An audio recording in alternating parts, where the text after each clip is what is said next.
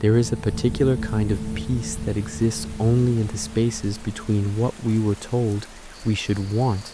and what our hearts have always known we needed. It lives in the soil beneath our feet, in the rhythm of seasons that turn without asking permission, in the gentle insistence of growing things that push through earth simply because that is what they were made to do. I think about this often now, in the quiet hours before dawn, when the world is still soft and undefined, when the line between memory and dream blurs like watercolor bleeding into wet paper, when the air carries that peculiar coolness that exists only in the moment just before the sun remembers how to warm the world again. There was a time, it feels both impossibly distant and achingly close, when I believed that life was meant to be measured in promotions and paychecks, in the fluorescent lit corridors of office buildings that smelled of recycled air and ambition and the particular staleness that comes from hundreds of people breathing the same manufactured atmosphere day after day after day. I believed, as so many of us do, that the ache in my chest was simply the price of being responsible, of being an adult, of doing what one is supposed to do when they graduate and enter the world and become a productive member of society, whatever that phrase actually means. But there are moments, aren't there, when the universe reaches through the static of our daily lives and places something in our hands, a letter or a memory or a choice, and whispers that perhaps, just perhaps, there is another way to live, another rhythm to follow, another kind of success that has nothing to do with corner offices or salary negotiations or the slow climb up ladders that don't actually lead anywhere you want to go. My grandfather understood this long before I did. I can still see his face, weathered and kind, with eyes that held the particular brightness of someone who had found his place in the world and settled into it like a river finding its bed, like a stone worn smooth by decades of water, like roots growing deep into soil that welcomed them home.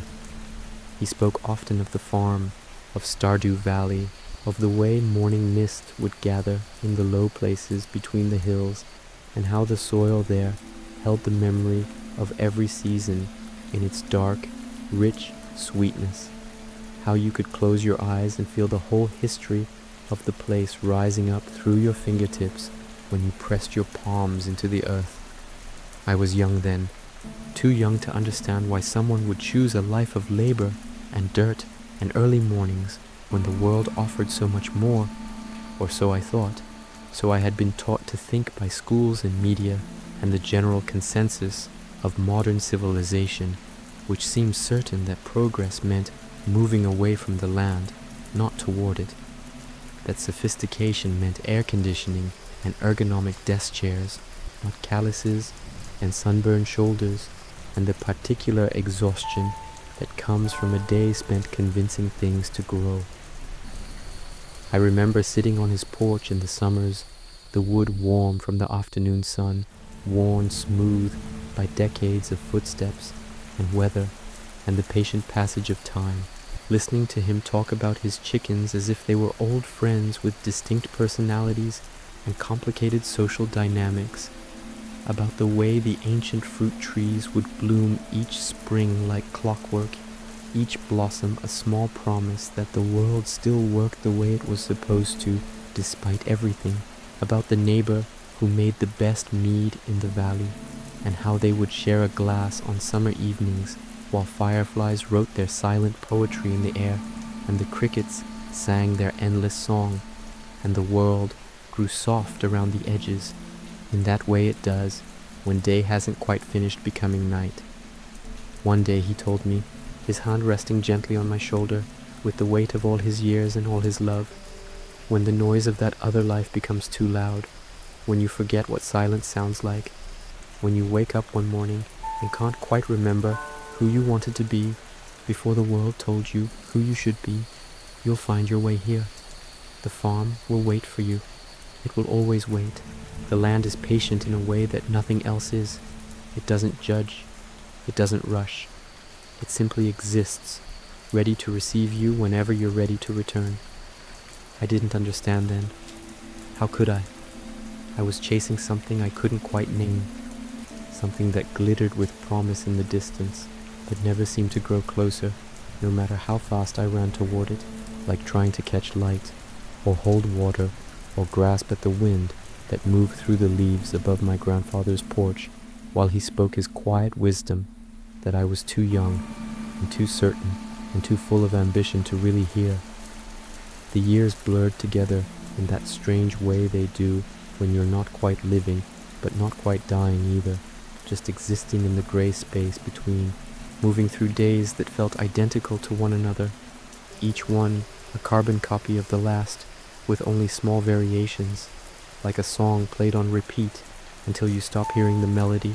and it becomes just background noise to whatever else you're pretending to pay attention to. I moved to the city. I found a job at Joja Corporation,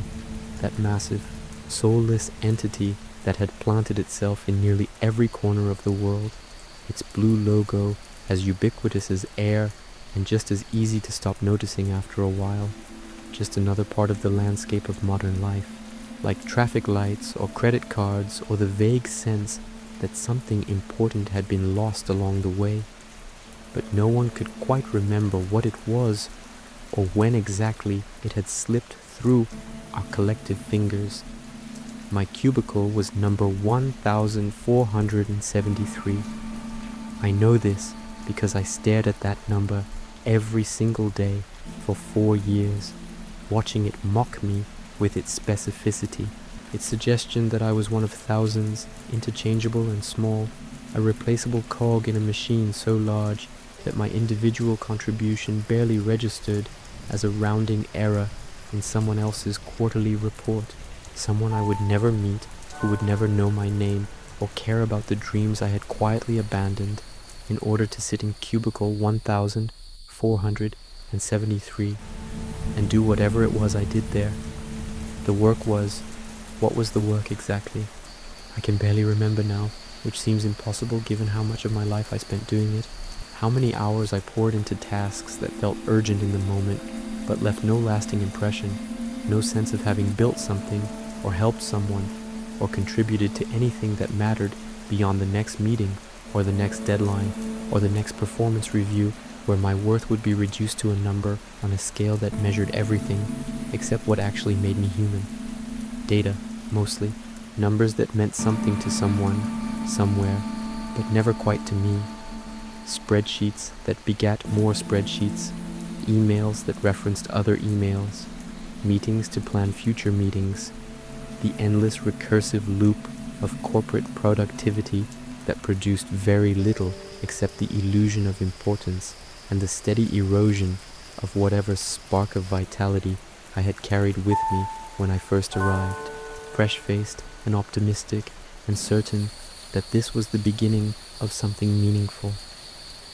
I would arrive as the sun was rising, not that I could see it through the windowless walls that surrounded me, artificial barriers between myself and the world that kept spinning outside, indifferent to quarterly earnings and mission statements and the carefully crafted corporate culture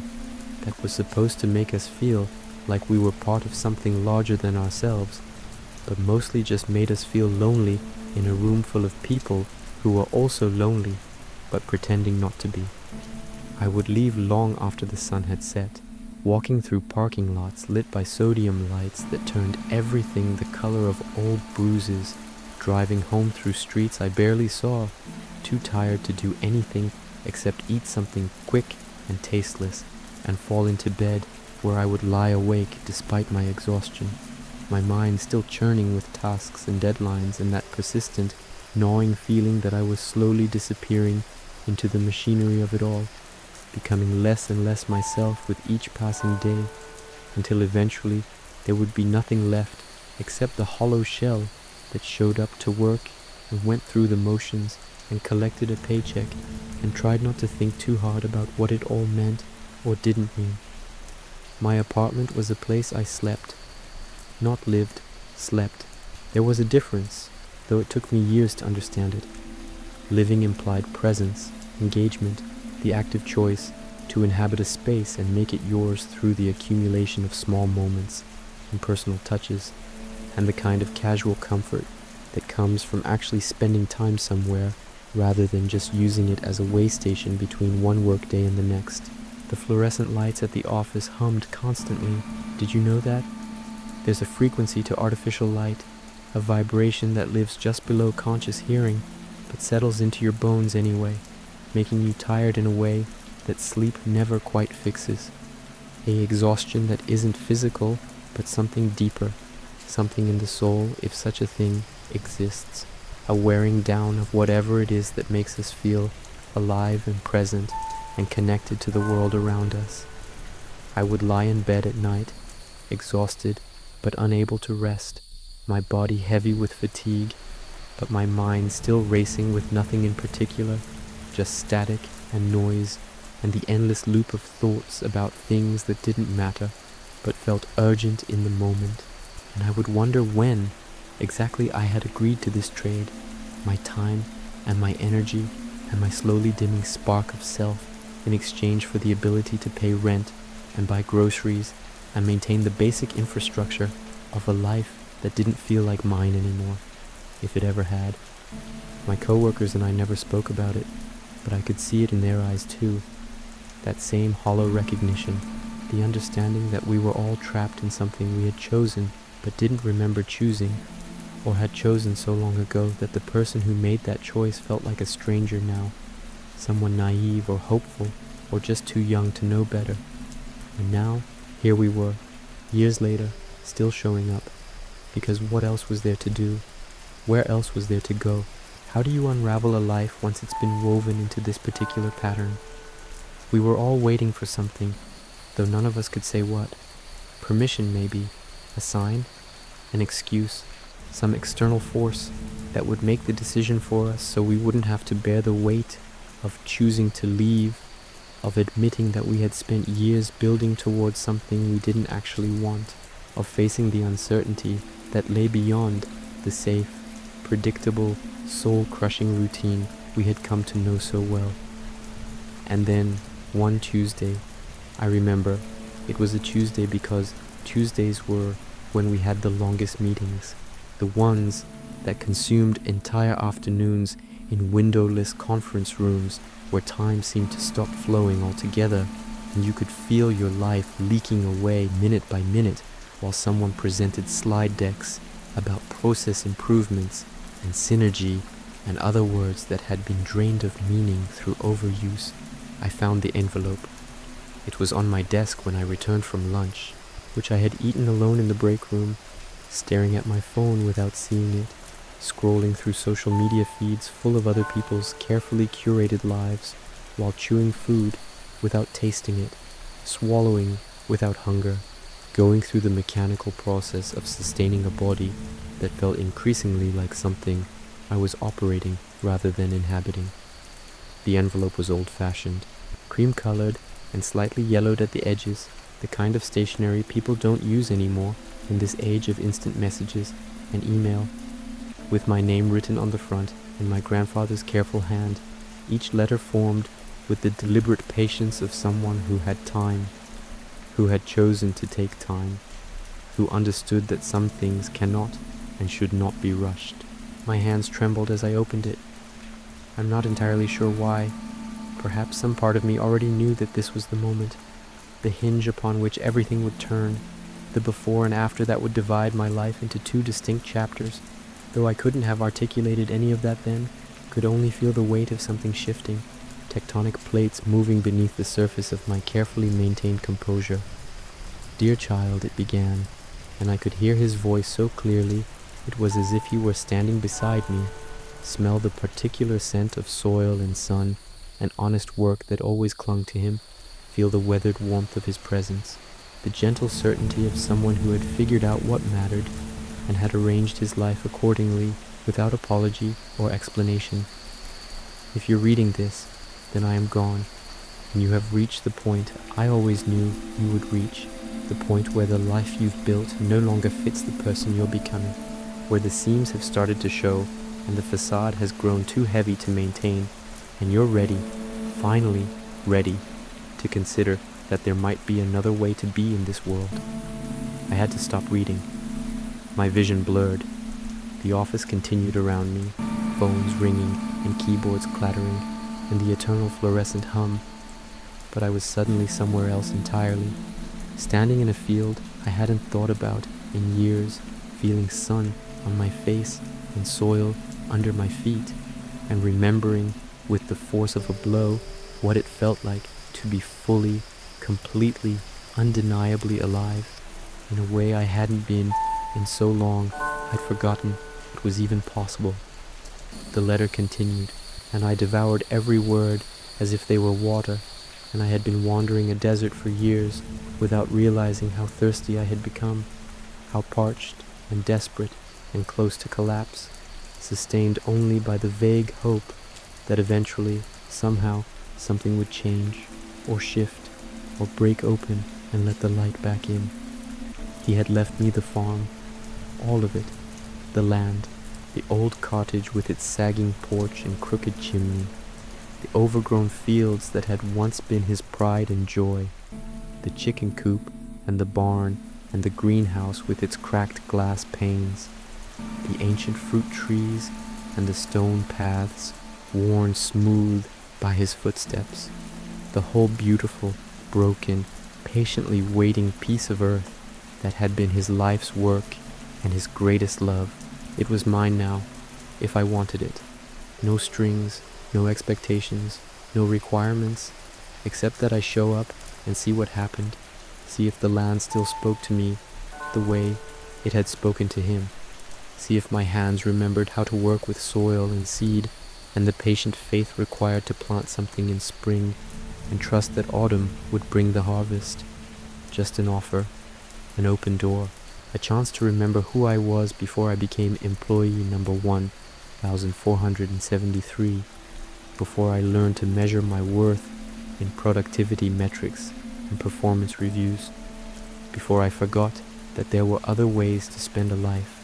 other things to build, other kinds of success that had nothing to do with career advancement or salary brackets or the approval of people who would never know me and would not remember me 5 minutes after I left. The valley will teach you everything you need to know, he had written in his careful script, each word chosen with the same deliberation he brought to everything, the same patient attention that made him the kind of person who could spend an entire afternoon watching clouds or listening to birds or sitting with his hands in the soil, perfectly content, perfectly present, perfectly himself. The soil is patient, the seasons are honest,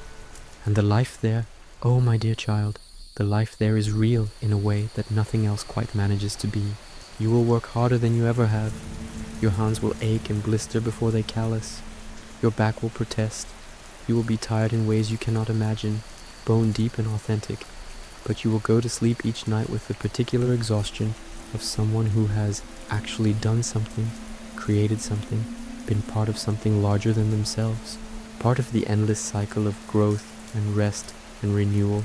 that has sustained this world long before we arrived and will continue long after we're gone.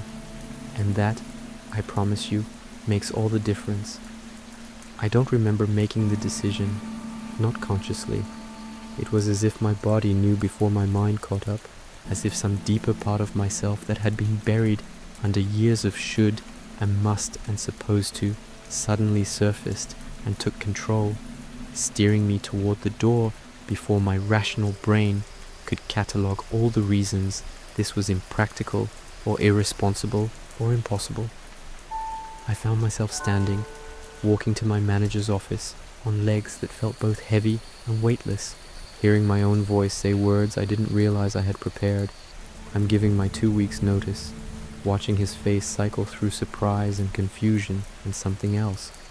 something that might have been envy quickly buried under professional courtesy and questions about my future plans and whether there was anything the company could do to convince me to stay.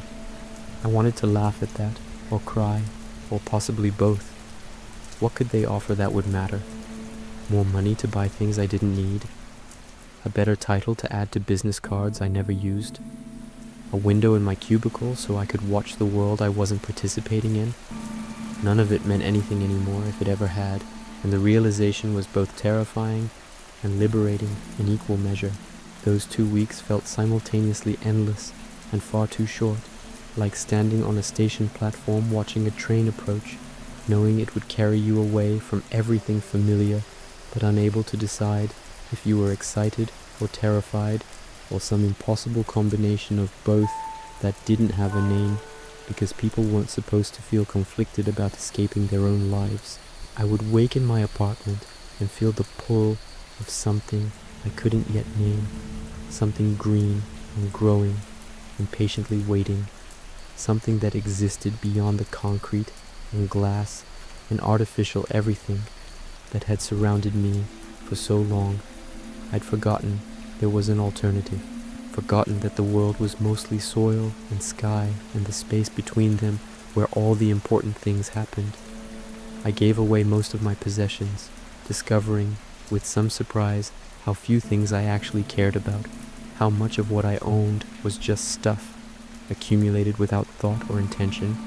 taking up space without adding meaning, objects purchased because I thought I should want them, or because advertising had convinced me they would fill some void, or because everyone else had similar things and I was trying to fit into a mold that had never quite accommodated the shape of who I actually was. My co-workers threw me a small party on my last day. Cake from the grocery store, lukewarm coffee in paper cups, awkward small talk that danced around the real questions everyone wanted to ask. Why are you leaving? Where are you going? Are you running towards something or away from something? And isn't it the same thing in the end? And how did you find the courage when the rest of us can barely find the energy to make it through another day? They asked where I was going, what I would be doing, farming. I told them, and the word felt strange in my mouth, like speaking a language I'd once known but had nearly forgotten. Syllables that belonged to a different time and a different version of myself. Someone who still believed in the possibility of starting over, of choosing differently, of becoming something other than what circumstance and inertia had made me. Some laughed, thinking it was a joke. Others looked at me with that same expression my manager had worn, a kind of wistful yearning quickly buried under practical concerns and mortgage payments and the safe, predictable trajectory of corporate advancement that promised security even as it demanded everything that made security worth having. One woman, whose name I'm ashamed to say I don't remember, despite sitting 3 cubicles from her for 4 years, pulled me aside as I was leaving. "I hope you find what you're looking for," she said quietly, her voice carrying the weight of her own unspoken dreams, the life she might have chosen if choosing had seemed possible, if someone had handed her a letter and an escape route and permission to want something different. "Some of us have to stay," she continued, and there was no bitterness in it, just resignation and a kind of gentle sadness. But knowing someone got out, knowing it's possible, that helps. That helps more than you probably realize. I wanted to tell her that she could leave too, that nothing was really stopping her except the stories we tell ourselves about responsibility and practicality and what's possible for people like us. But I didn't. Maybe she had obligations I didn't know about. Maybe her risk tolerance was different than mine. Maybe she was right, and some of us have to stay, though I've never quite figured out why. What cosmic law requires that we sacrifice ourselves on the altar of should instead of allowing ourselves the radical grace of choosing what we actually want? The bus ride to Stardew Valley took most of a day. I watched the city shrink in the rearview mirror, watched the buildings give way to suburbs, suburbs give way to farmland, farmland give way to forest, each mile marker feeling like a step backward in time or forward into a future I couldn't quite envision, but was moving toward anyway, with a mixture of excitement and terror that made my stomach feel like it was full of birds trying to escape. The landscape softened as we traveled. The hard edges of urban development gave way to gentler contours, hills that rolled rather than jutted, trees that grew wild rather than planted in careful rows, the kind of natural disorder that comes from things being allowed to simply be without anyone trying to improve or organize or monetize them. The air changed too. I could feel it even through the bus windows, growing cleaner and cooler and carrying scents I'd almost forgotten existed, pine and earth and growing things. The smell of a world that was alive in a way cities pretend to be but never quite manage. With each mile, I felt something in my chest begin to unknot, like a fist slowly unclenching after holding tight for so long it had forgotten any other way to be, fingers cramped and aching as they finally, cautiously, tentatively began to relax and remember what it felt like to be open instead of perpetually braced against the next disappointment or demand or deadline. I must have dozed off somewhere in that transition between one life and another, because I woke to the driver gently shaking my shoulder. "Stardew Valley," he announced, and his voice was kind, understanding in the way that people who have chosen quieter lives often are, as if they recognize something in those of us still figuring it out, still stumbling toward whatever peace looks like, still learning how to shed the weight of who we thought we were supposed to be. "This is your stop." I stepped off the bus into the late afternoon sunlight, and the first thing that struck me was the silence. Not true silence. I could hear birds and wind in the trees and the distant sound of water flowing somewhere nearby, the rustling of leaves and the creak of branches and all the small sounds that make up the background music of a world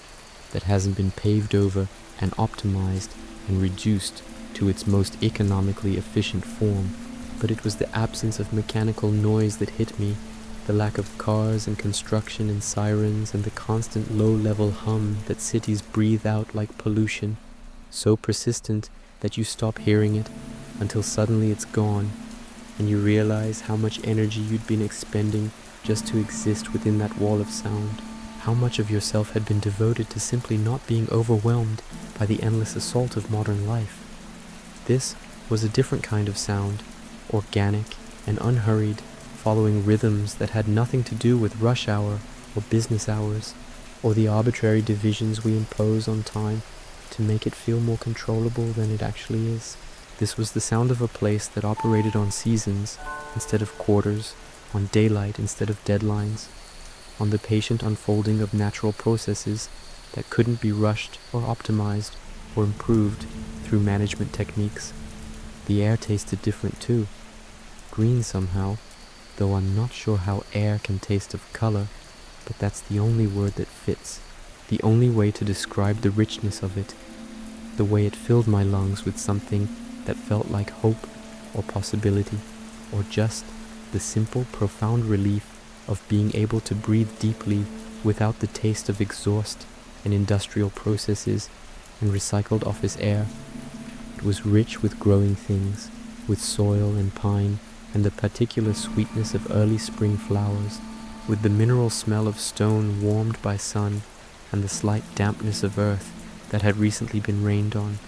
all of it combining into something so achingly familiar, despite years away, that I felt tears prick my eyes without quite understanding why.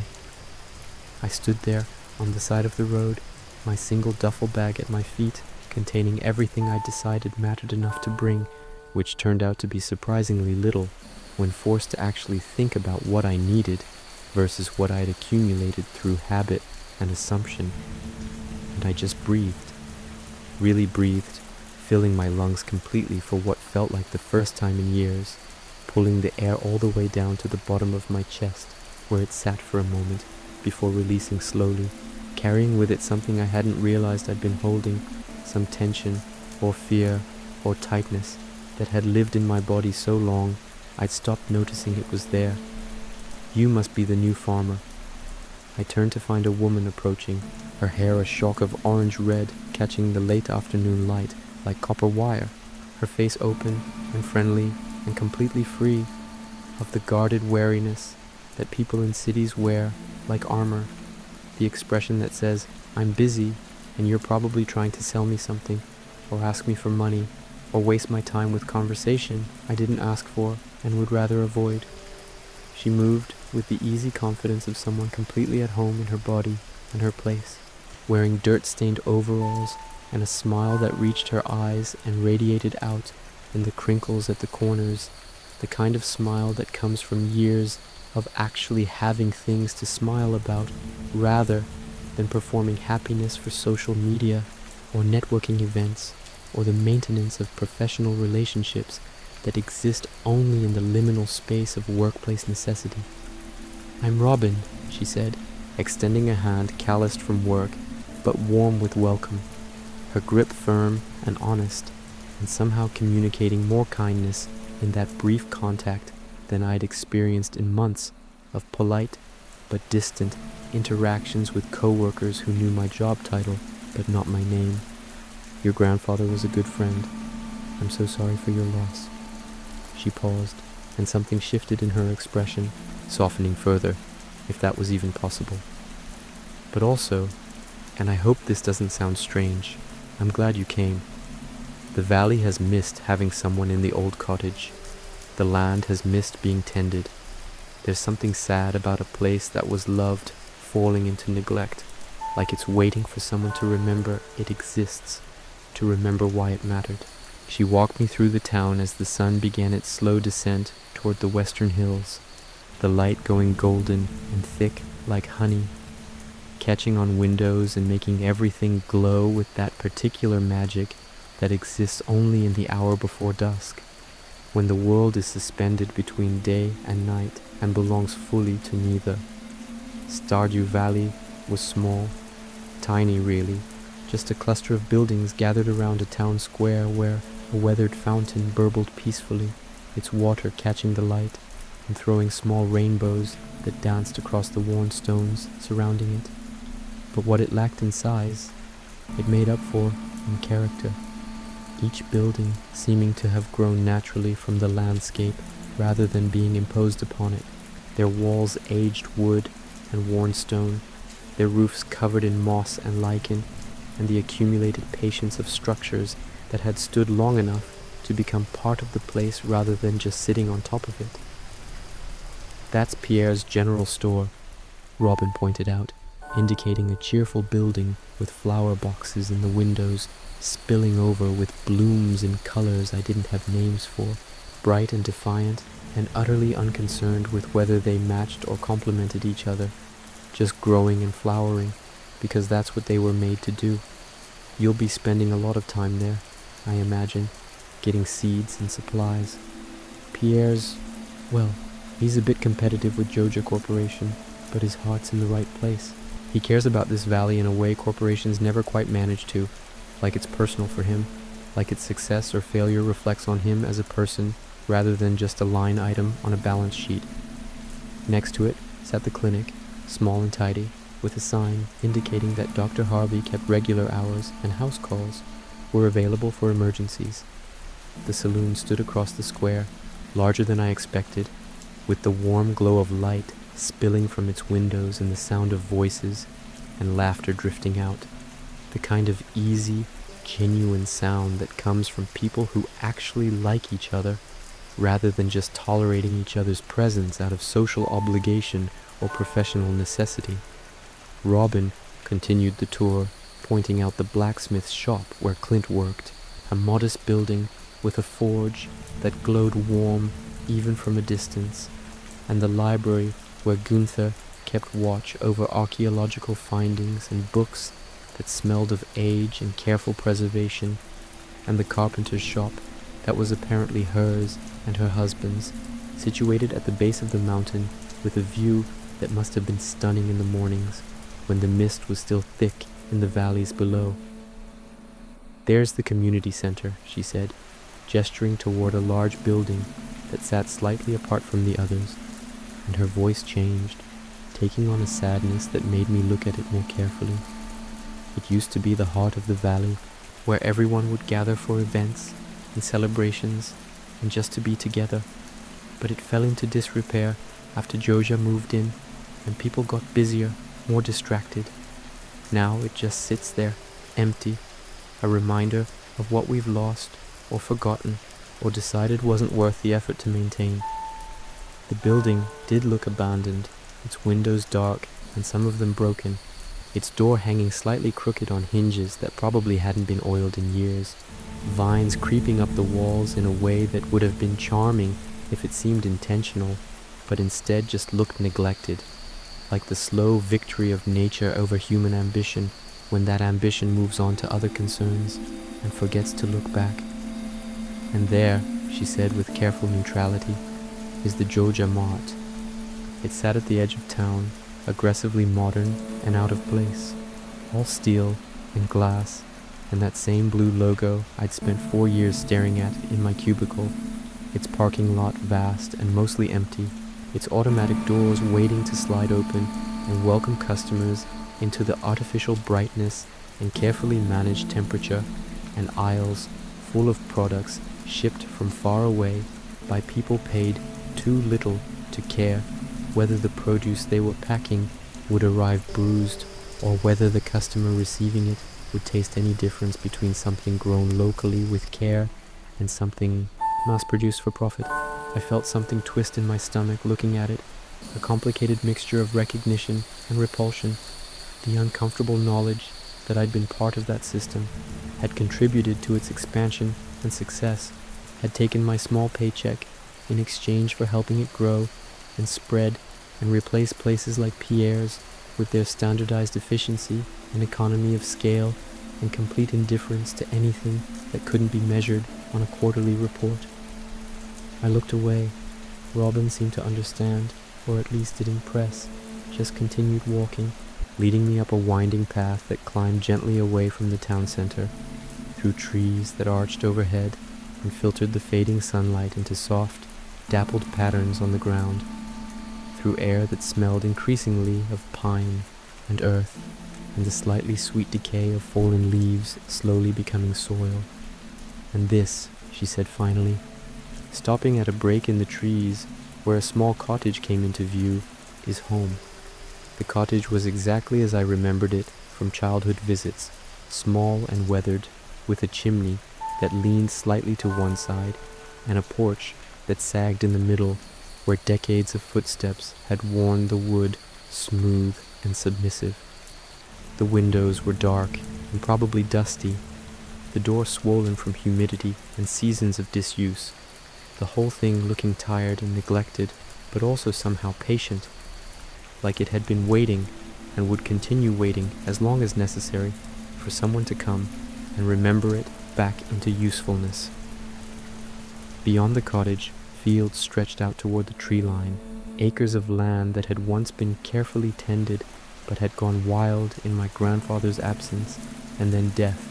overrun with weeds and saplings and the enthusiastic reclamation efforts of nature when given the opportunity to take back what was once hers. It was overwhelming.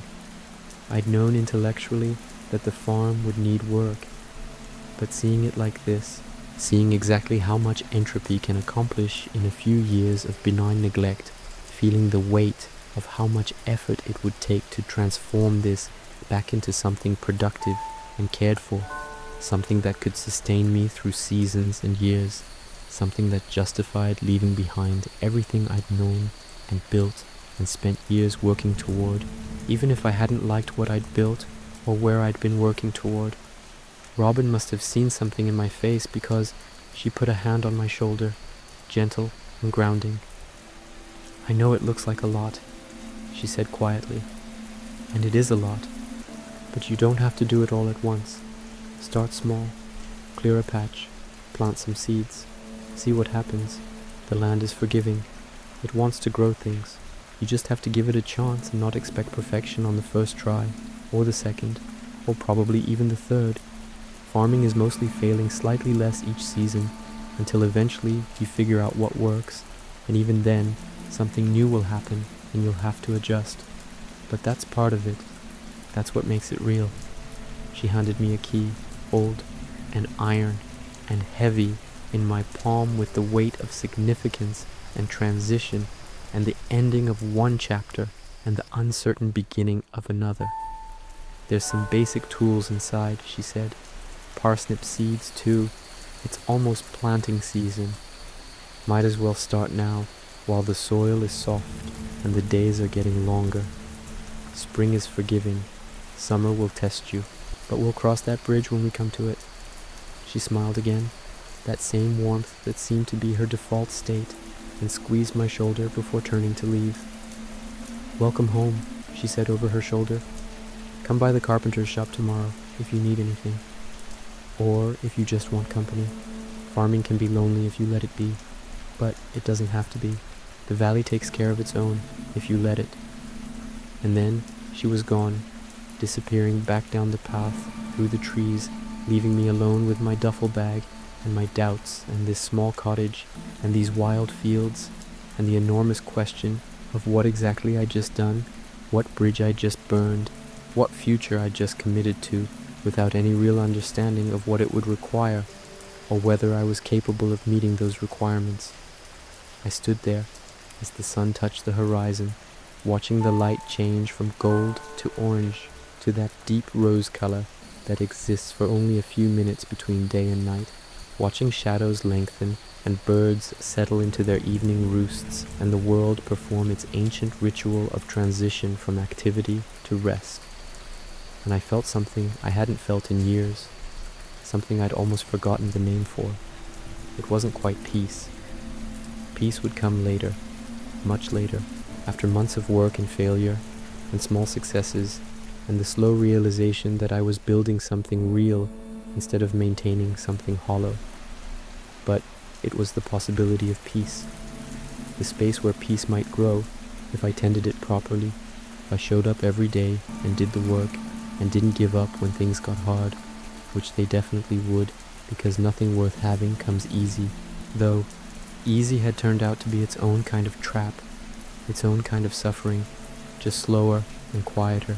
and more socially acceptable than the dramatic failures we're taught to fear. I picked up my bag and walked to the cottage. The key fit the lock smoothly despite years of disuse. The door swung open with a creak that spoke of wood settling and time passing, and the need for oil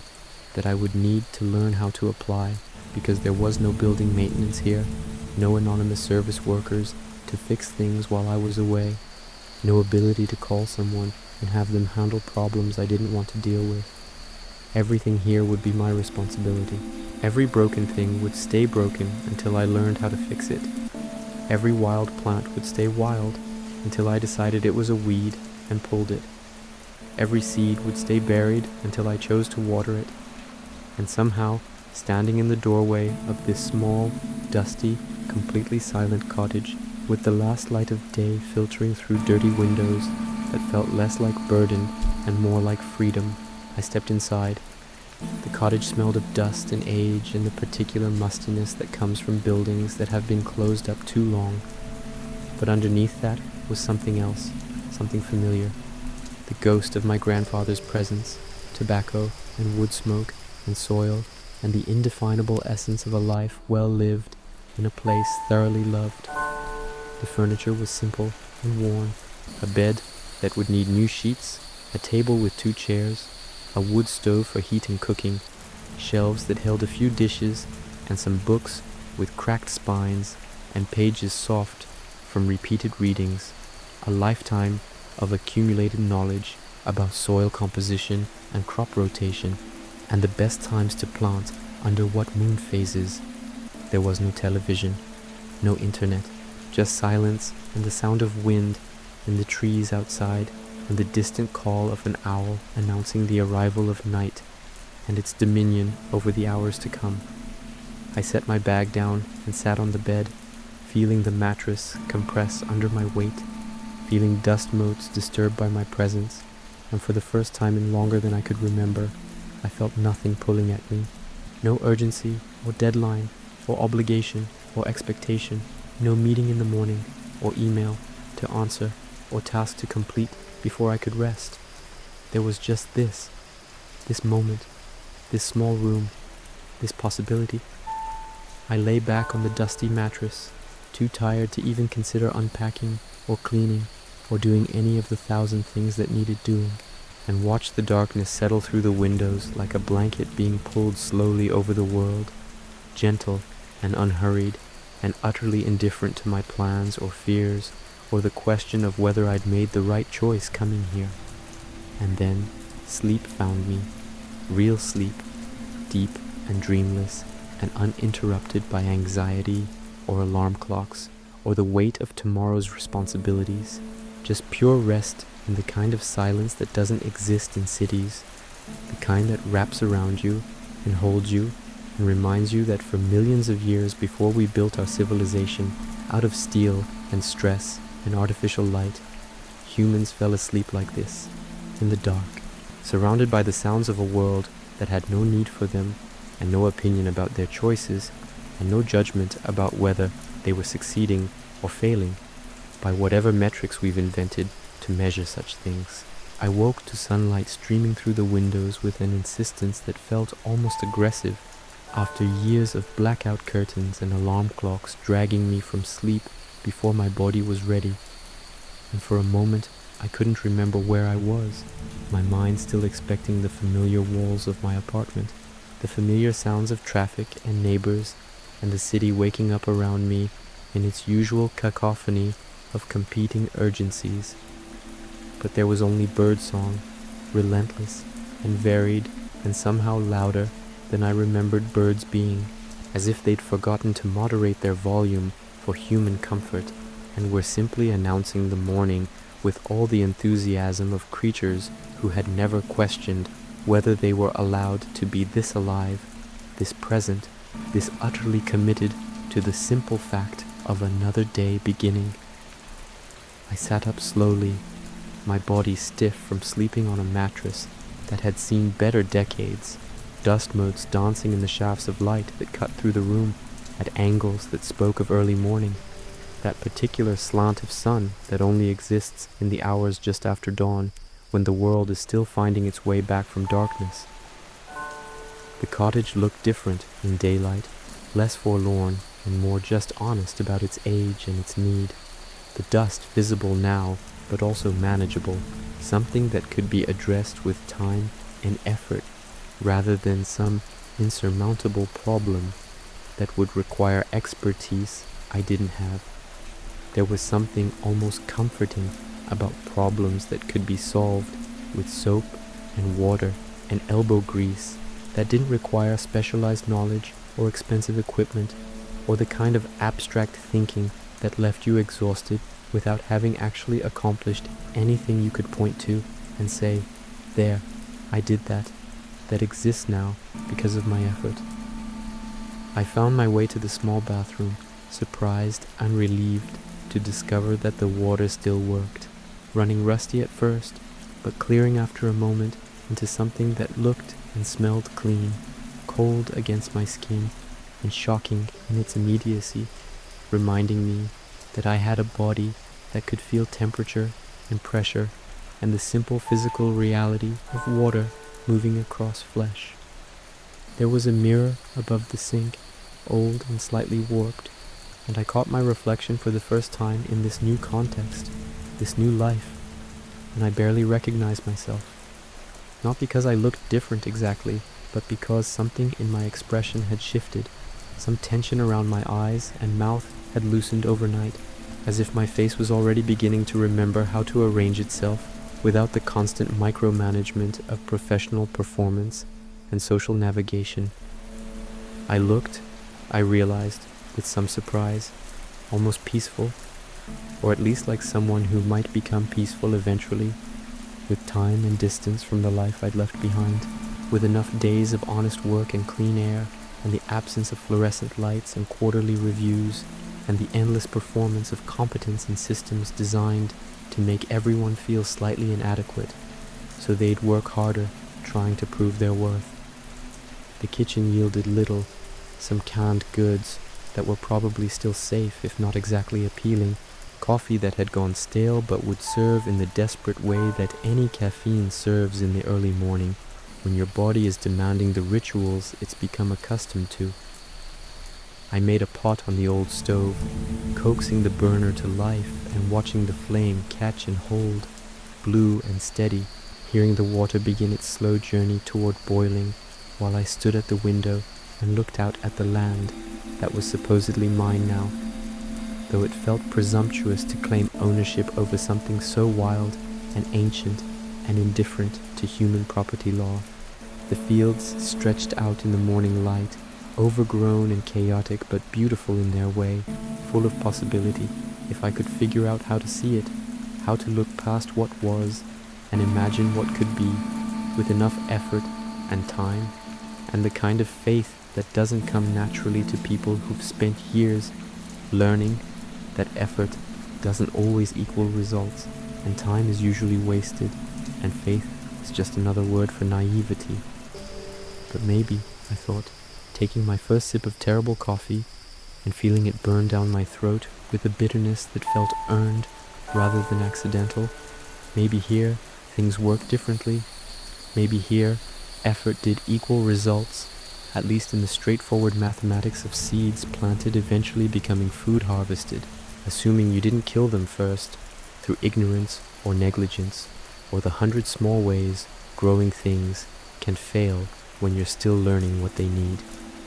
The box of parsnip seeds sat on the table where Robin must have left them,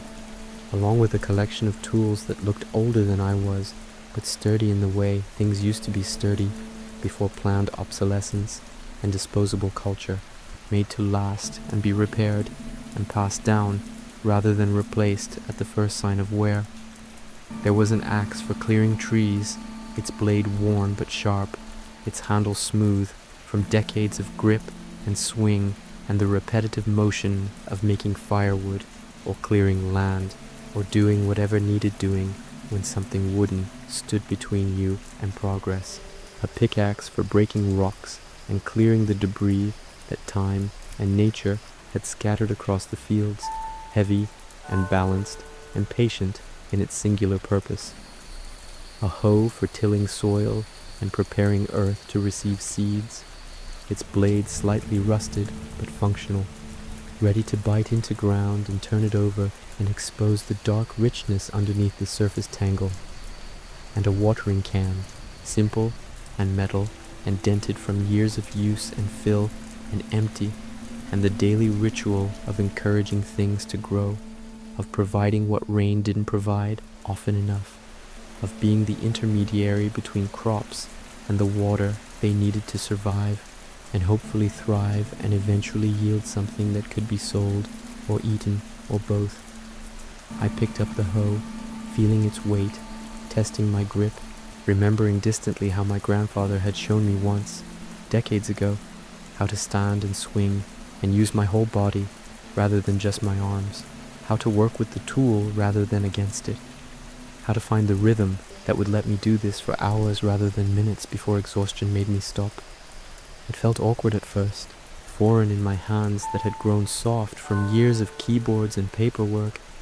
my body uncertain about the movements required, my muscles confused about what was being asked of them. But I walked out to the fields anyway, found a patch that looked slightly less overgrown than the rest, and began. The first swing was terrible, catching on weeds and barely scratching the surface, my technique all wrong, and my body at odds with itself. The second was marginally better. The third found something approaching rhythm,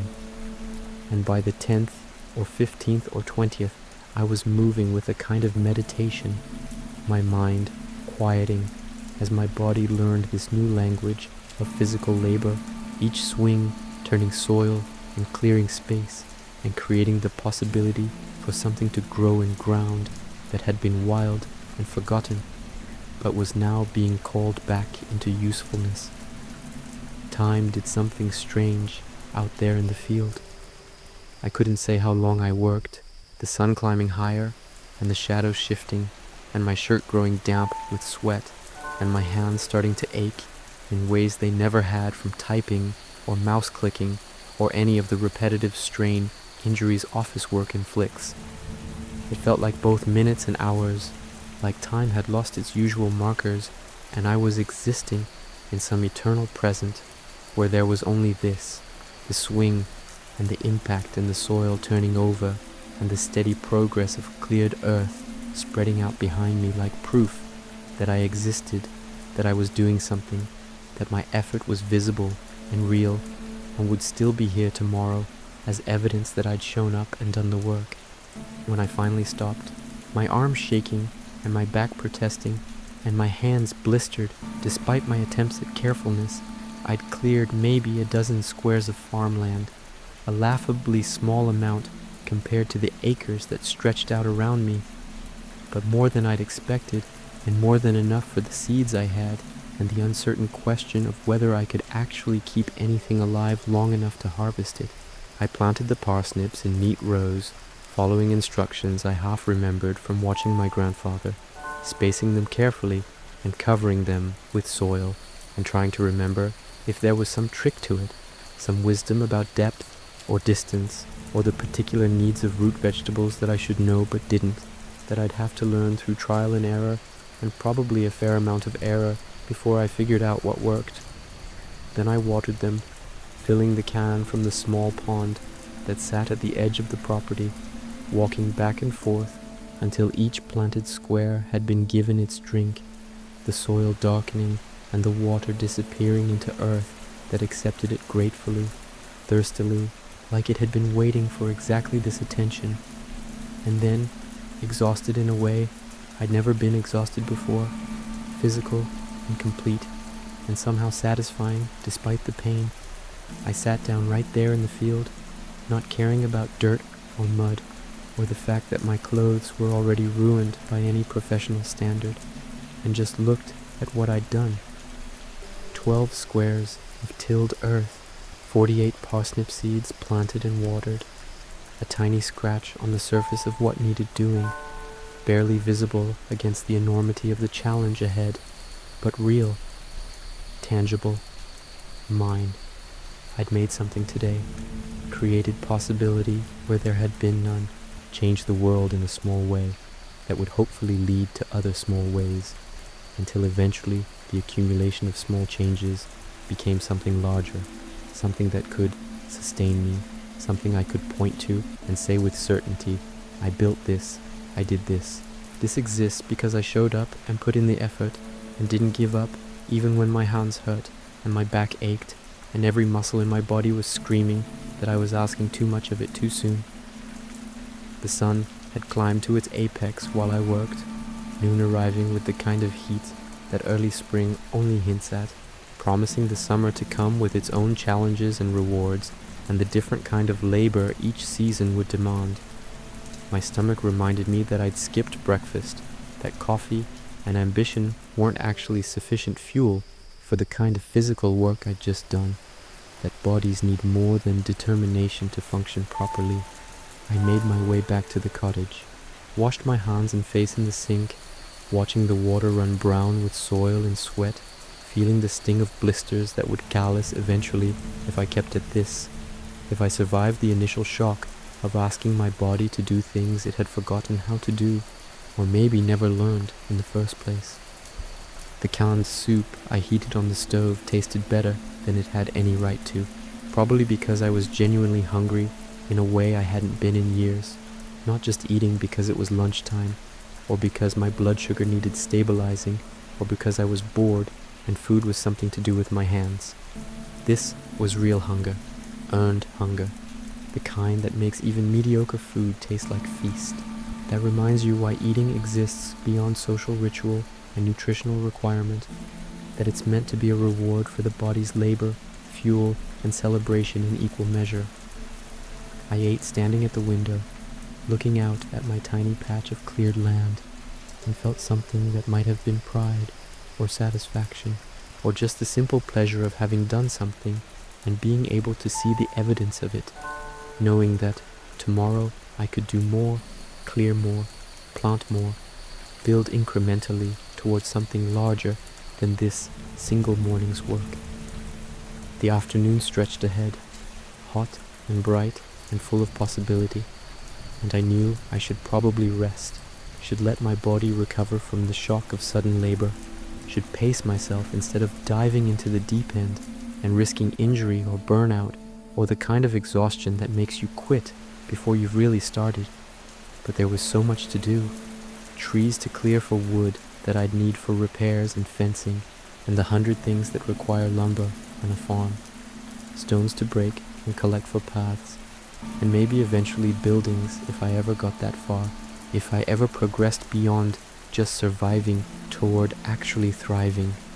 More land to clear, more seeds to plant once I could afford them, more infrastructure to build and repair and maintain.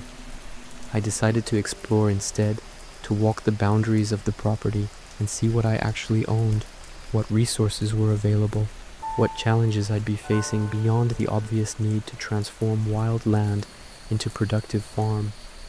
The sun was warm on my shoulders as I walked, my body protesting each step, but also loosening as I moved, muscles warming and adapting,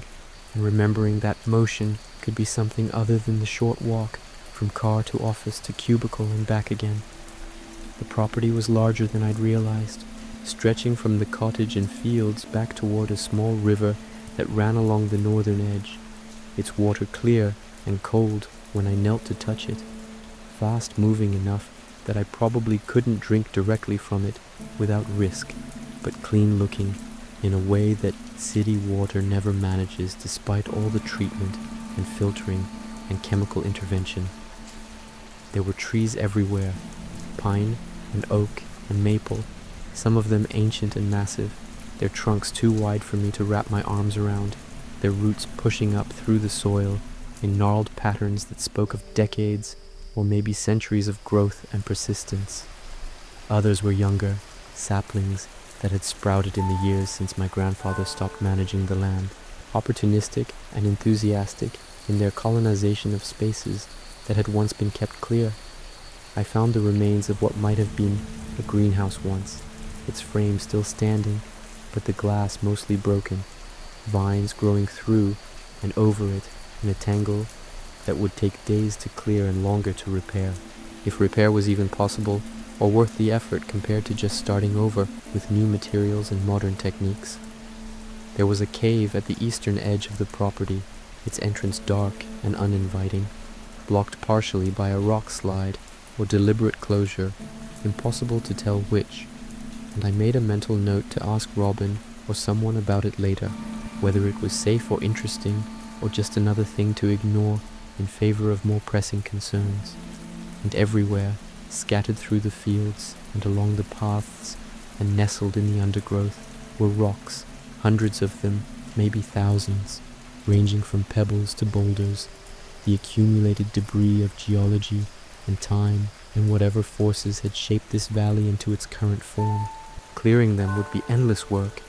the kind of Sisyphean task that probably never truly finished, but necessary if I wanted usable land,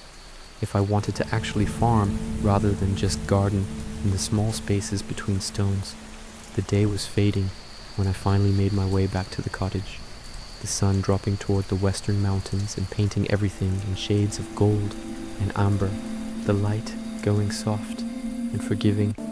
making even the overgrown chaos of my new home look beautiful in that ephemeral way that only exists in the hour before dusk. I was filthy and exhausted, and every part of my body hurt in ways I didn't know were possible. Muscles I'd never thought about making their presence known through sharp complaints and dull aches, and the general sense that I'd perhaps overdone it on day one, that maybe I should have listened to Robin's advice about starting small and not trying to do everything at once. But I also felt more awake than I had in years, more present, more connected to my own body and the physical reality of existing in space and time, and the simple fact of being alive in a world that required participation rather than passive observation. I heated more soup, ate standing at the window again, watching my 12 squares of planted earth as if I might catch the seeds growing if I just stared hard enough, as if transformation happened visibly rather than in the slow, patient accumulation of cellular division and root development, and all the invisible processes that turn potential into actual given enough time and water and faith that the world still works the way it's supposed to. The sky darkened gradually, stars emerging one by one, and then in clusters, and then all at once. More stars than I'd seen in longer than I could remember, unfathomable numbers of them scattered across the black canvas of space, light that had been traveling for years or centuries to arrive at exactly this moment, here, above this small valley, visible only because there weren't enough humans around to drown them out with artificial illumination, and the assumption that darkness is something to be defeated rather than welcomed. I stood outside for a long time, my neck cramping from looking up, my eyes adjusting until I could see the Milky Way stretched across the sky like someone had spilled milk across dark fabric, the sheer scale of it both humbling and somehow comforting. The reminder that my problems and fears and uncertainties were infinitesimally small in the context of cosmic time and space, that the universe would continue doing its thing regardless of whether I succeeded or failed at farming, whether I'd made the right choice or not, whether I could build something meaningful here or would end up retreating back to the safety of corporate employment and regular paychecks.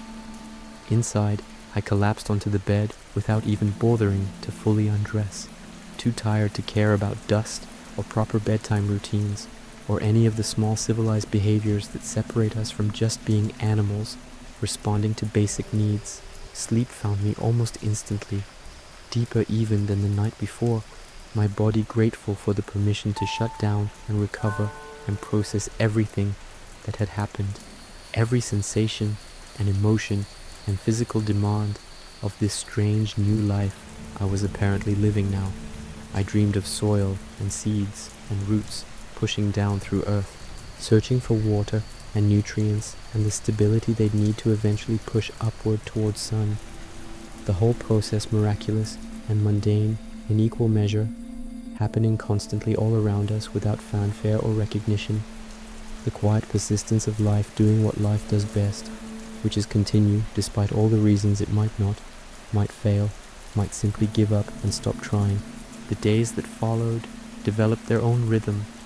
a pattern that emerged without my conscious planning, my body and the land teaching each other what needed to happen and when.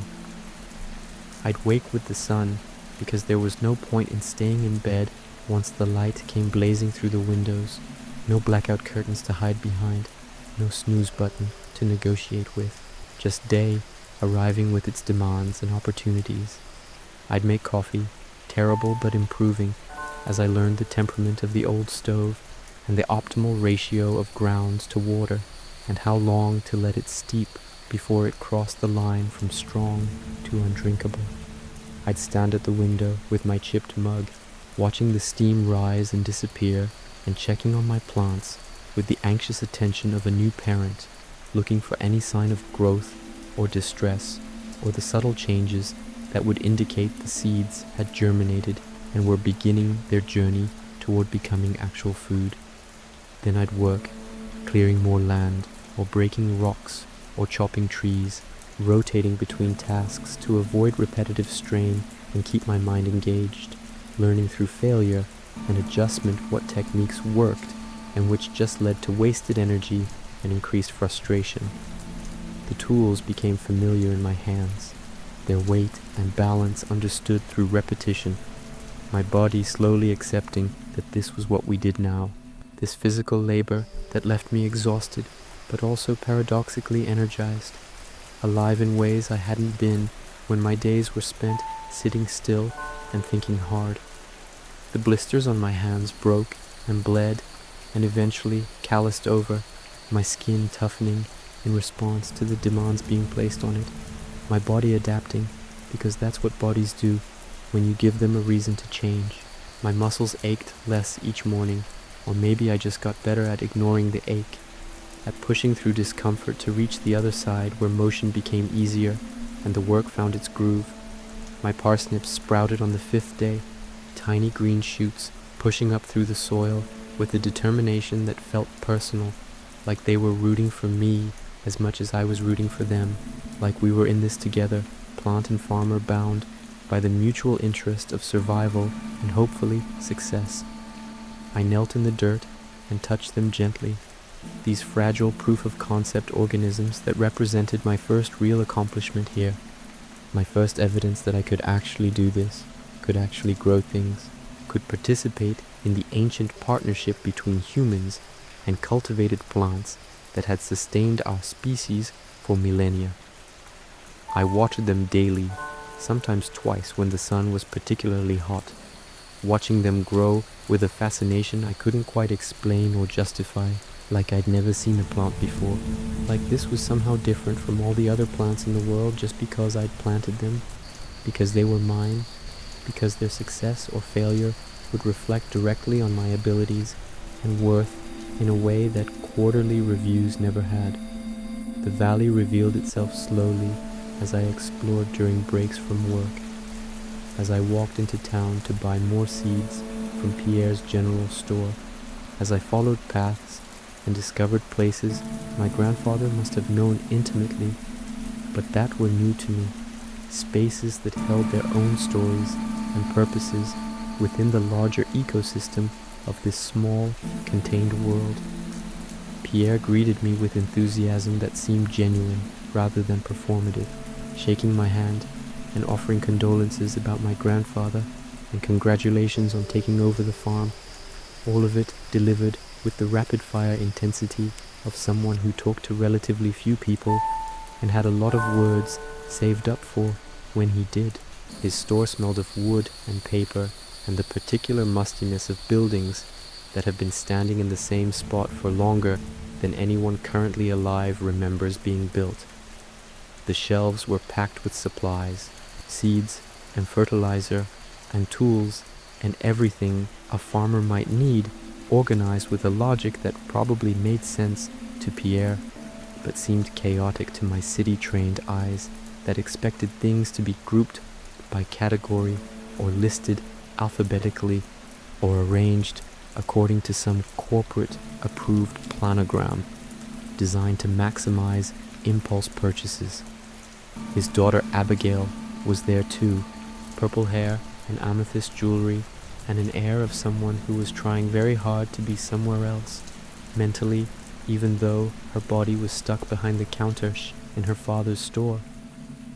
She nodded at me without much interest, her attention mostly on her phone, or maybe just on the middle distance where she'd learned to focus while waiting for time to pass and actual life to start.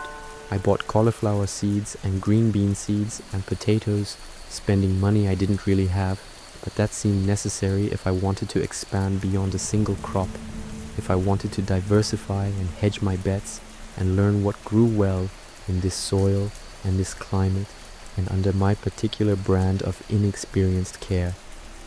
Pierre rang me up on an ancient cash register that dinged when the drawer opened, counted out my change by hand, and told me to come back any time, that he was always happy to help new farmers get established, that the valley needed more people working the land instead of shopping at Joja Mart for produce that had been shipped from who knows where and probably tasted like cardboard and disappointment. I liked him, I realized, liked his earnestness and his barely concealed contempt for corporate agriculture, and his genuine belief that local was better, not just economically, but morally, spiritually, in ways that transcended simple quality comparisons and touched on questions about community and connection and whether we were meant to know where our food came from and maybe even the people who grew it. The walk back to the farm took me past the saloon, and on impulse I went inside, drawn by curiosity and maybe loneliness and the realization that I hadn't spoken to anyone in days beyond brief transactions and pleasantries, that isolation could be peaceful but could also become its own kind of trap if I wasn't careful. The interior was warm and dim, smelling of beer and wood smoke and fried food, with a bar along one wall and tables scattered through the rest of the space where various residents sat drinking and talking and playing pool with the easy comfort of people who'd been coming here for years, who knew each other's stories and habits and probably secrets. The bartender, a woman with red hair and a smile that managed to be both welcoming and slightly sardonic, introduced herself as Emily, and poured me a beer I hadn't asked for, but accepted anyway. The glass cold in my hand, and the taste better than expected, local probably, from a brewery I'd passed on one of my exploratory walks. She asked how I was settling in, how the farm was coming along, whether I'd met everyone yet, or was still in that initial phase of trying to learn names and faces and who was who in the valley's social hierarchy. I answered as best I could, aware that I was being evaluated not judgmentally, but with the genuine interest of someone who cared about her community and wanted to make sure new members would fit in and contribute rather than just take up space and complain. Other people drifted over as the evening progressed, introduced themselves or reintroduced themselves if we'd met briefly before, shared advice or stories, or just sat companionably nearby while I nursed my beer and felt my body slowly relax in the warmth and the ambient noise and the strange comfort of being alone in a crowd rather than just alone. There was Shane, who worked at Joja Mart and seemed to carry the weight of that employment like a burden he couldn't figure out how to put down, drinking steadily and staring at nothing in particular with eyes that had seen something they couldn't quite forget or forgive. There was Leah, an artist who lived in a cottage at the edge of the forest and spoke passionately about her work with an intensity that suggested art wasn't just what she did, but who she was at a fundamental level that couldn't be separated or compartmentalized. There was Sebastian, who lived in Robin's basement and worked as a freelance programmer and seemed caught between wanting to leave the valley and being unable to quite convince himself that anywhere else would be better or even different in ways that mattered. His friend Sam played guitar and talked about music and dreams of making it big someday while working at Joja Mart alongside Shane, the two of them apparently finding some companionship in their shared misery of corporate retail employment. I listened more than I talked, learning the rhythms and relationships and conflicts that animated this small community, the ways people had learned to coexist despite disagreements or incompatibilities, or the simple friction that comes from living in close proximity to the same individuals for years without the option of escape or the buffer of urban anonymity. It was nice, I realized with some surprise. Not exciting or particularly stimulating in the way city nightlife could be. No novelty or constant influx of new faces and experiences.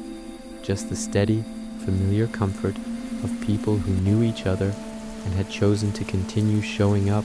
for each other despite or maybe because of that familiarity. I walked home under stars, slightly buzzed from the beer and the social interaction,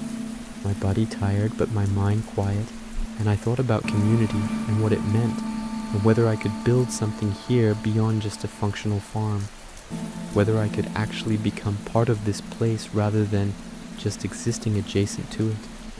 whether belonging was something you earned or were granted or simply claimed through persistent presence until everyone got used to having you around. The weeks blurred into each other as spring deepened, my days consumed by the endless work of transformation, of turning wild land into farmland, of learning through trial and error what this soil wanted, what these plants needed, what I was capable of when pushed beyond what I thought were my limits. My parsnips matured, and I harvested them with shaking hands, pulling them from the soil and marveling at the fact that I had actually done this, had actually grown food from seeds, had participated in the miracle of photosynthesis and cellular division and all the complex processes that turn sun and water and soil into something you can eat. They weren't perfect, some were small, and others were oddly shaped, and a few had been attacked by something that left holes in decay, but they were real and mine, and they sold at Pierre's for enough money to buy more seeds and keep the cycle going, keep improving and expanding and building towards something sustainable. I planted the cauliflower and green beans and potatoes in the expanded fields I'd cleared, working until my hands bled and my back screamed, and I had to sit down in the dirt and just breathe through the pain and the exhaustion and the creeping doubt about whether this was actually possible or just another fantasy I'd convinced myself was achievable, because the alternative was admitting I'd made a terrible mistake and had nowhere to go back to, even if I wanted to. But then I'd stand and keep working, because what else was there to do? Because stopping wasn't actually an option I'd left myself,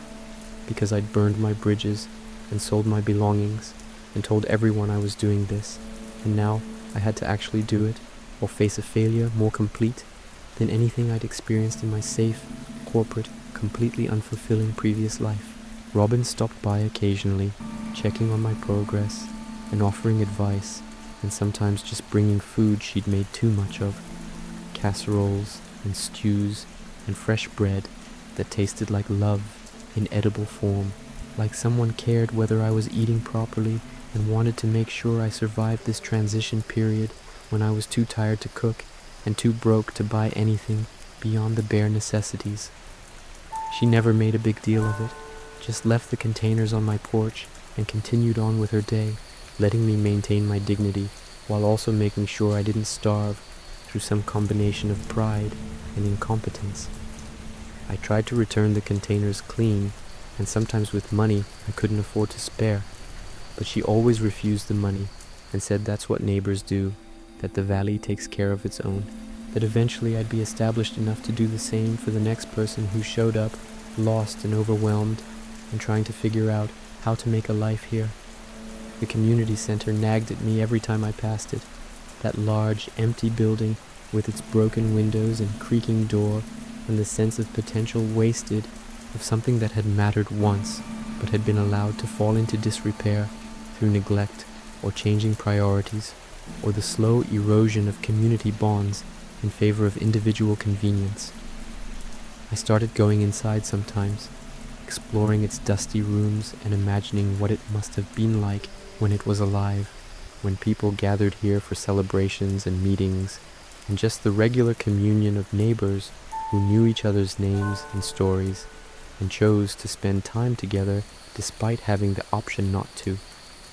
There were traces of its former life scattered throughout, decorations that had been left behind,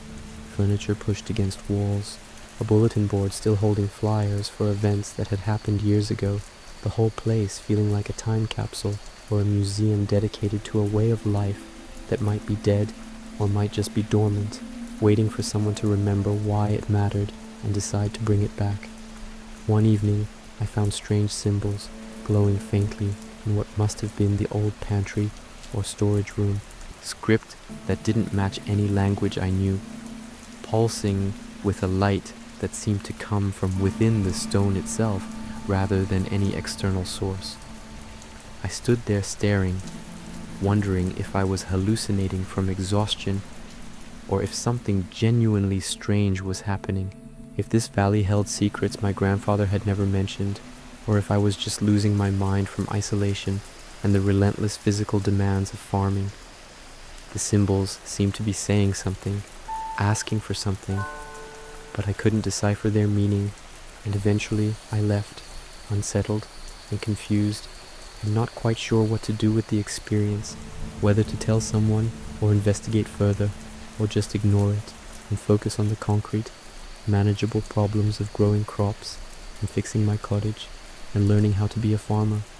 Spring gave way to summer without ceremony, the days growing longer and hotter, the sun more intense, the plants responding with enthusiastic growth that required constant attention and watering, and the vigilant removal of weeds that seemed to appear overnight,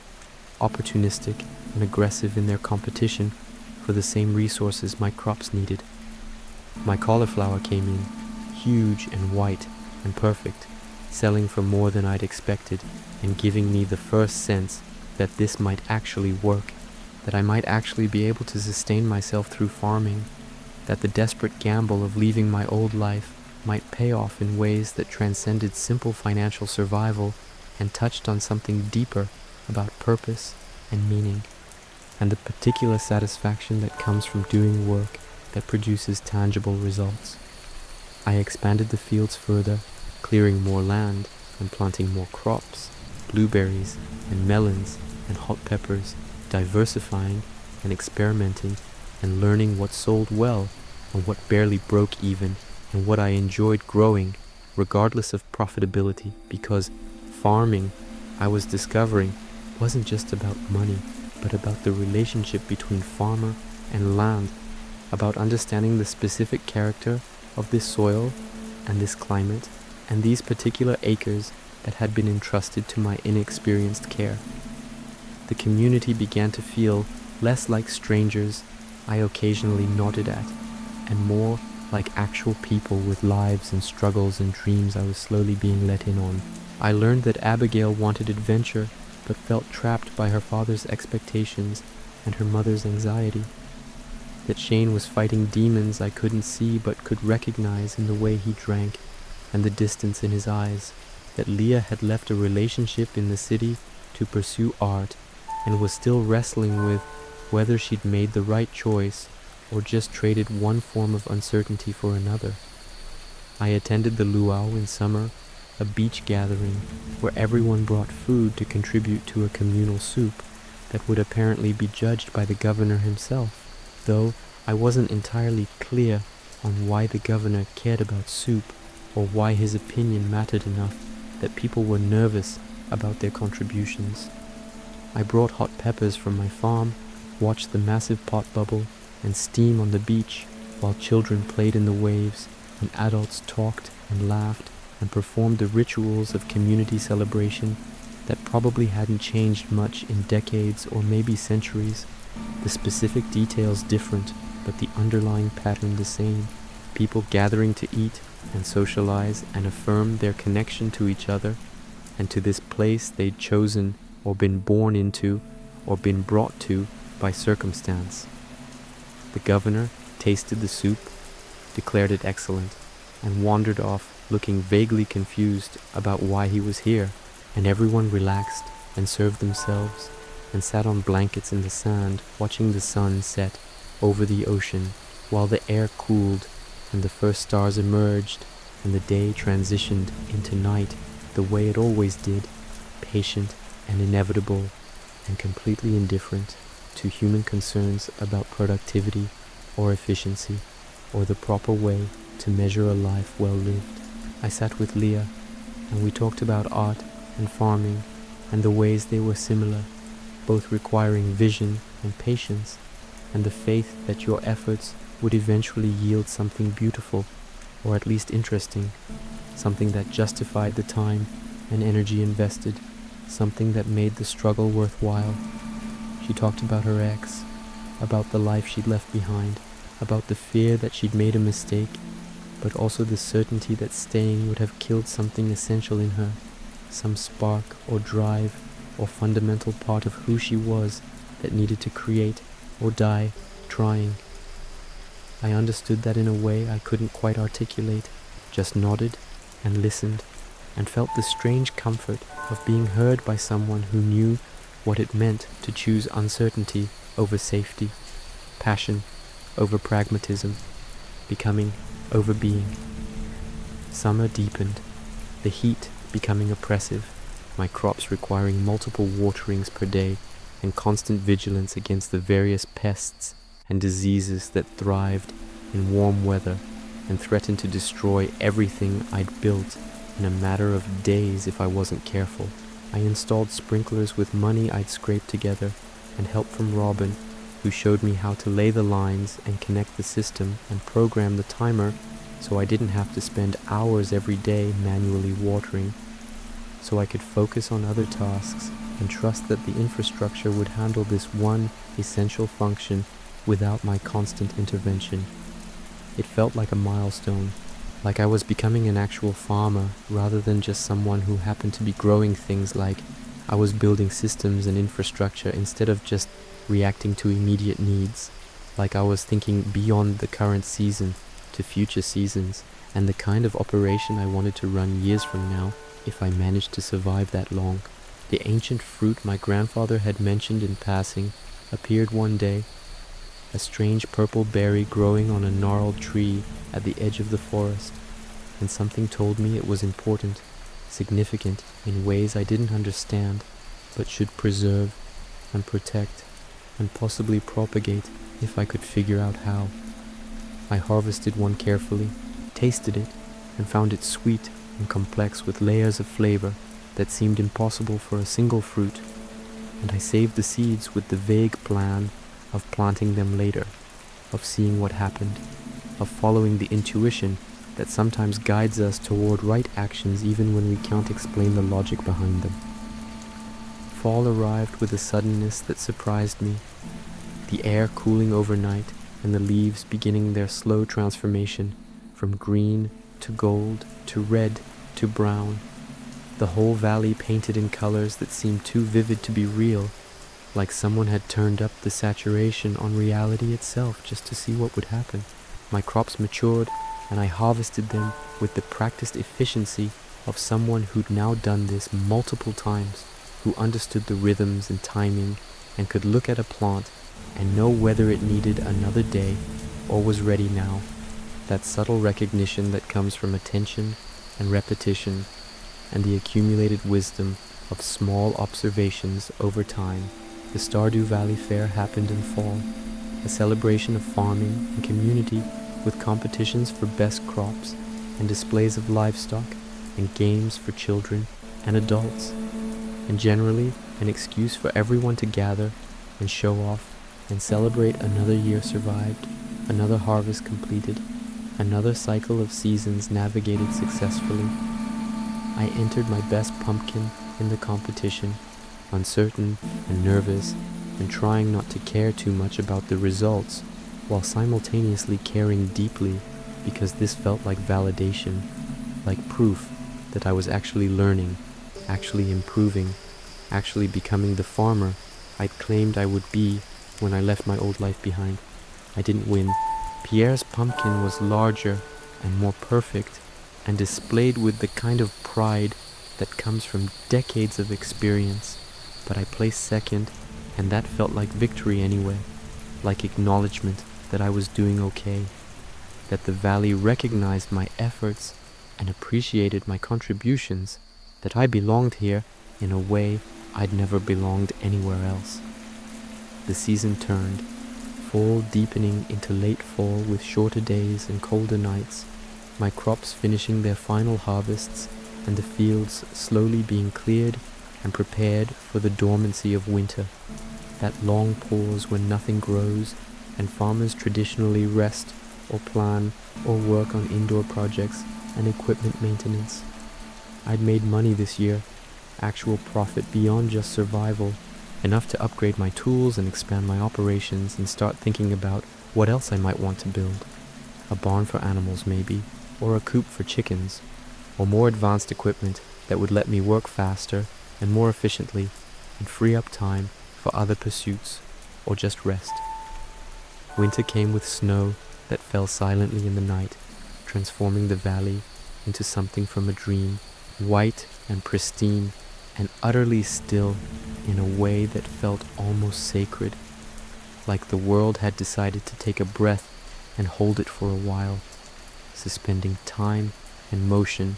and the usual forward momentum of living. I woke to find everything covered, the fields and trees and paths all hidden beneath a blanket that softened edges and muffled sound and made the familiar landscape strange and new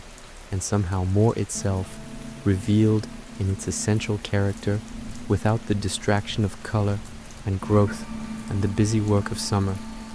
The cottage was cold, genuinely cold in a way my apartment had never been,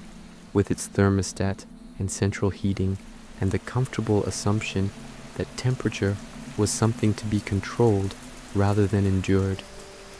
I built a fire in the wood stove using logs I'd cut and split during fall when the work seemed pointless, but which now justified itself in the warmth that slowly spread through the small space, in the crackle and glow and the particular comfort of knowing I'd provided for this need through my own effort months before I actually needed it.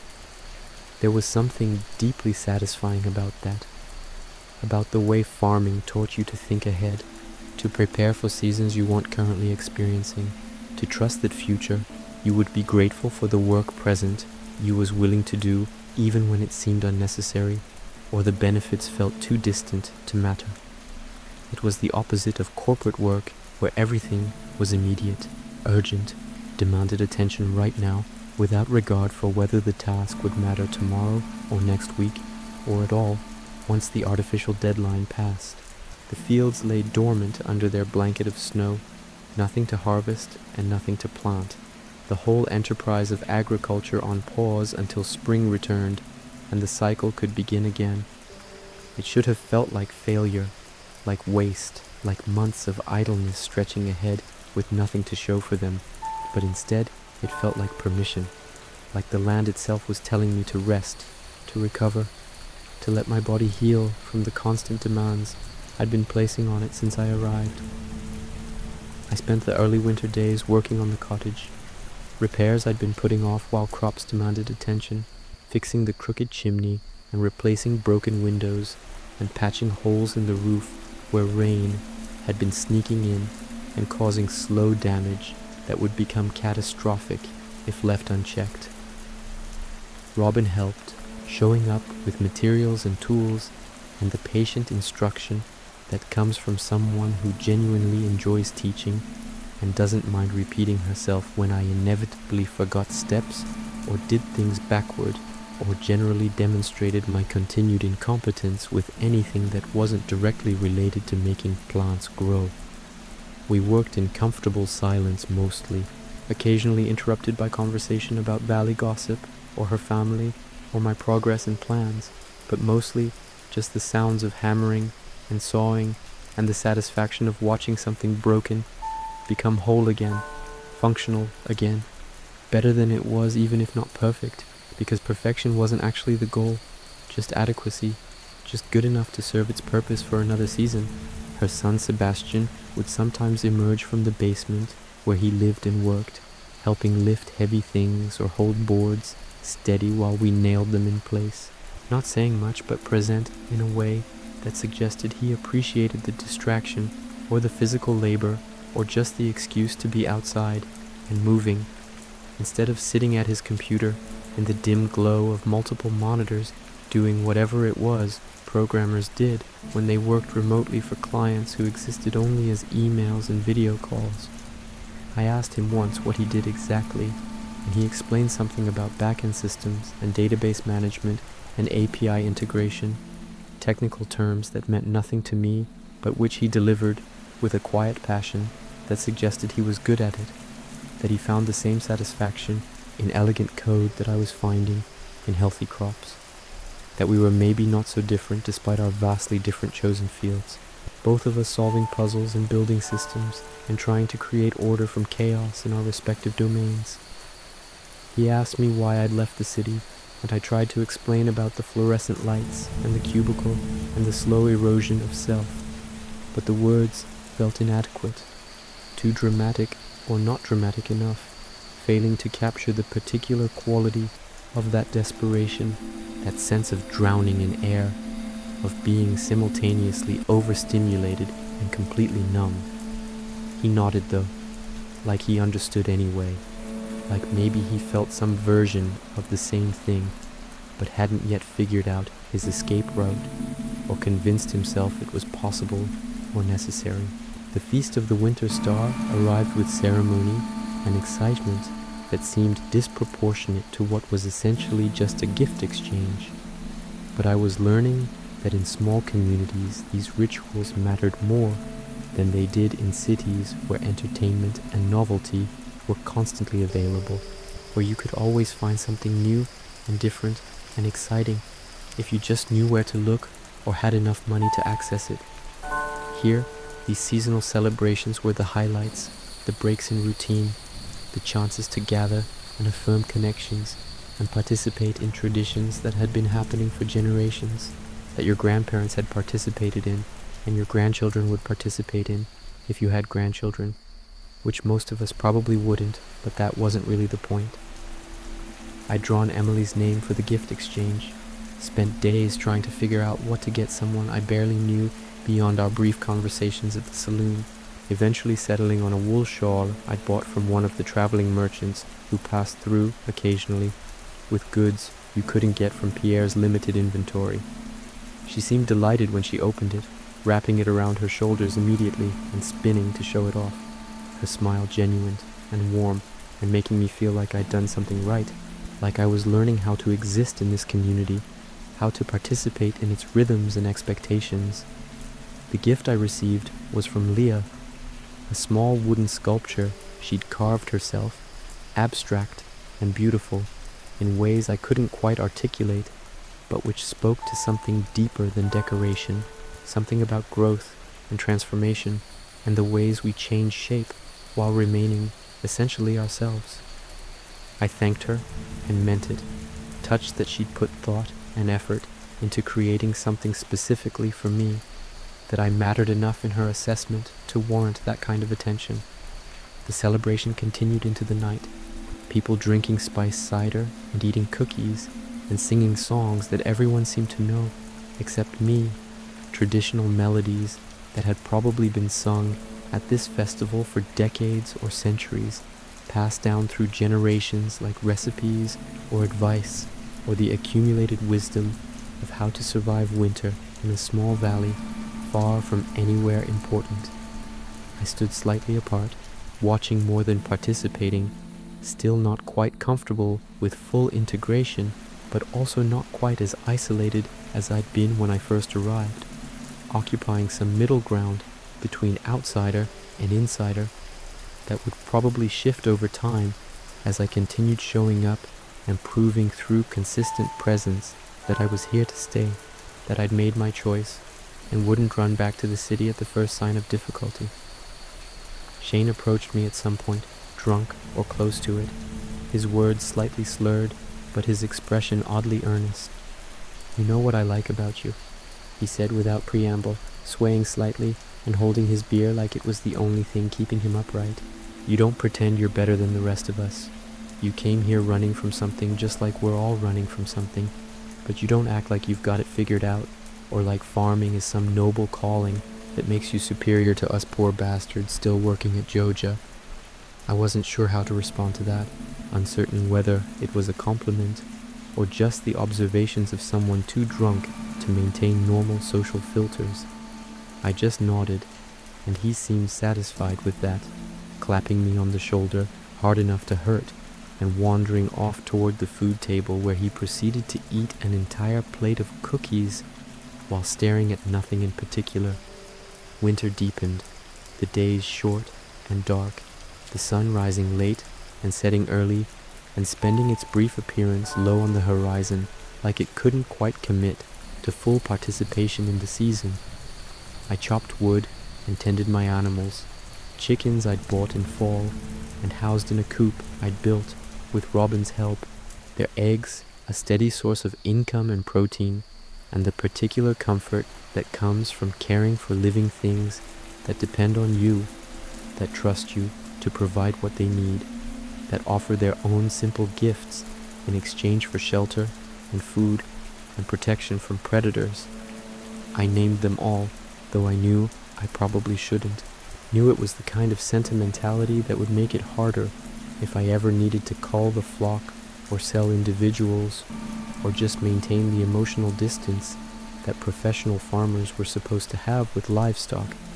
But I couldn't help it.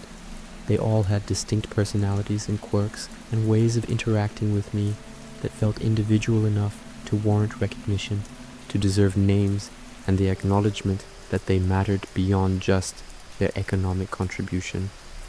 There was Henrietta, who was bossy and always first to the food, Margaret, who was shy and stayed on the edges of the group, Beatrice, who had figured out how to escape the coop and would sometimes show up on my porch looking for handouts or just company. I'd find myself talking to them while collecting eggs, explaining my day or my plans or my frustrations, and they'd cluck in response like they understood or at least appreciated being included in the conversation, their attention more genuine than many humans I'd known who looked at you while obviously thinking about something else entirely. The community center called to me throughout winter, those strange symbols still glowing faintly in the dark rooms, pulsing with meaning I couldn't quite grasp, but felt drawn to investigate despite my uncertainty about what exactly I was dealing with. I'd go there sometimes when I needed a break from cottage maintenance, or when the isolation started feeling less peaceful and more just lonely, wandering through the empty rooms and trying to imagine what it would take to restore this place, to bring it back to life and make it once again the heart of the valley it apparently used to be. On one particularly cold evening, when cabin fever had driven me outside, despite the wind and the threat of more snow, I found myself in the pantry again, staring at the symbols and willing them to make sense, to reveal whatever they were trying to communicate. And then, like something from a dream, or hallucination, or possibly actual magic, though I'd never believed in such things, they did. The symbols rearranged themselves into words I could read, or maybe they'd always been readable, and I just needed to look at them the right way, to be in the right state of mind, or desperation, or openness to possibility. They spoke of Junimos, small forest spirits who had once maintained the community center, but had retreated when the building fell into disrepair and the community fragmented, when people stopped gathering and the collective spirit that animated the space dissipated into individual concerns and private lives. They wanted to return, wanted to help restore the building, but they needed materials, specific bundles of crops, and foraged items and artisan goods that would demonstrate the valley's continued vitality. Proof that the community was worth saving, worth their effort and magic, and whatever mysterious processes allowed cartoon forest spirits to exist in what I'd thought was a rational, mundane reality. I stood there, reading and rereading the message, trying to decide if I was losing my mind or if this was actually happening, if the valley really did contain magic, or if I'd simply been alone too long and my brain was creating elaborate fantasies to cope with isolation and the stress of completely reorienting my life. But the words didn't change or disappear, and something in me, some part that had been sleeping or suppressed or just waiting for permission to believe in things that couldn't be quantified or measured or proven in double-blind studies, decided to accept it at face value, to treat this as real and act accordingly and see what happened. If Junimos existed and wanted to help, who was I to refuse that help just because it didn't fit into my previous understanding of how the world worked? I'd already upended my entire life based on a letter and a feeling and the faith that something better was possible. Believing in forest spirits felt like a logical next step in whatever transformation I was undergoing. Whatever process of becoming that had started when I stepped off the bus and decided to stay. I began collecting items for the bundles, making lists and organizing my inventory, and planning my spring planting around what the Junimos needed, finding strange satisfaction in working toward this goal that served the community rather than just myself, that connected my individual efforts to some larger purpose beyond just surviving or prospering or proving I could make it as a farmer. Spring returned eventually, as it always does, the snow melting and revealing the land underneath, brown and muddy, and gradually coming back to life as temperatures rose and daylight lengthened, and the whole valley emerged from dormancy with the enthusiasm of something that had been resting and was now ready to work again. I planted my fields with the same seeds I'd started with the previous year, but also new things, experiments, and risks, and crops I'd never tried before, learning from last year's successes and failures, and trying to build on that foundation to improve incrementally rather than expecting perfection or becoming discouraged when things didn't work out exactly as planned. The work was hard, but no longer surprising, my body remembering the motions and demands, my hands calloused enough that blisters were rare, my back strong enough that I could work longer before needing breaks. I'd become competent, maybe not expert, but definitely functional, able to look at my land and make informed decisions about what needed doing and how to do it efficiently. The Junimos appeared when I completed my first bundle, tiny spirits with colorful bodies and black eyes, and an enthusiasm that was somehow both alien and completely comprehensible. Their joy at receiving the items I'd gathered palpable and infectious. They swarmed around the bundle and then disappeared, returning moments later, having repaired the pantry completely. The room transformed from decrepit to functional in what seemed like seconds. Magic or technology so advanced it might as well be magic, or just the kind of thing that happens when you're living in a world that apparently contains forest spirits and you've decided to just accept that and move forward. I continued gathering bundles throughout the year, bringing items to the community center, and watching as Junimos restored different rooms. The bulletin board in the crafts room, and the boiler, and the vault, each restoration unlocking new areas of town or new possibilities, or just the satisfaction of seeing something broken become whole again through effort that was part mine and part theirs, collaborative and strange and somehow exactly what I needed, even if I didn't understand why. The valley responded to the restored community center in ways that felt almost magical themselves, even if they probably had mundane explanations. People gathering more often, the social fabric strengthening, conversations starting about maybe holding regular events again, maybe using this space for its intended purpose instead of letting it sit empty as a reminder of better days that might or might not have actually been better, but at least had been different.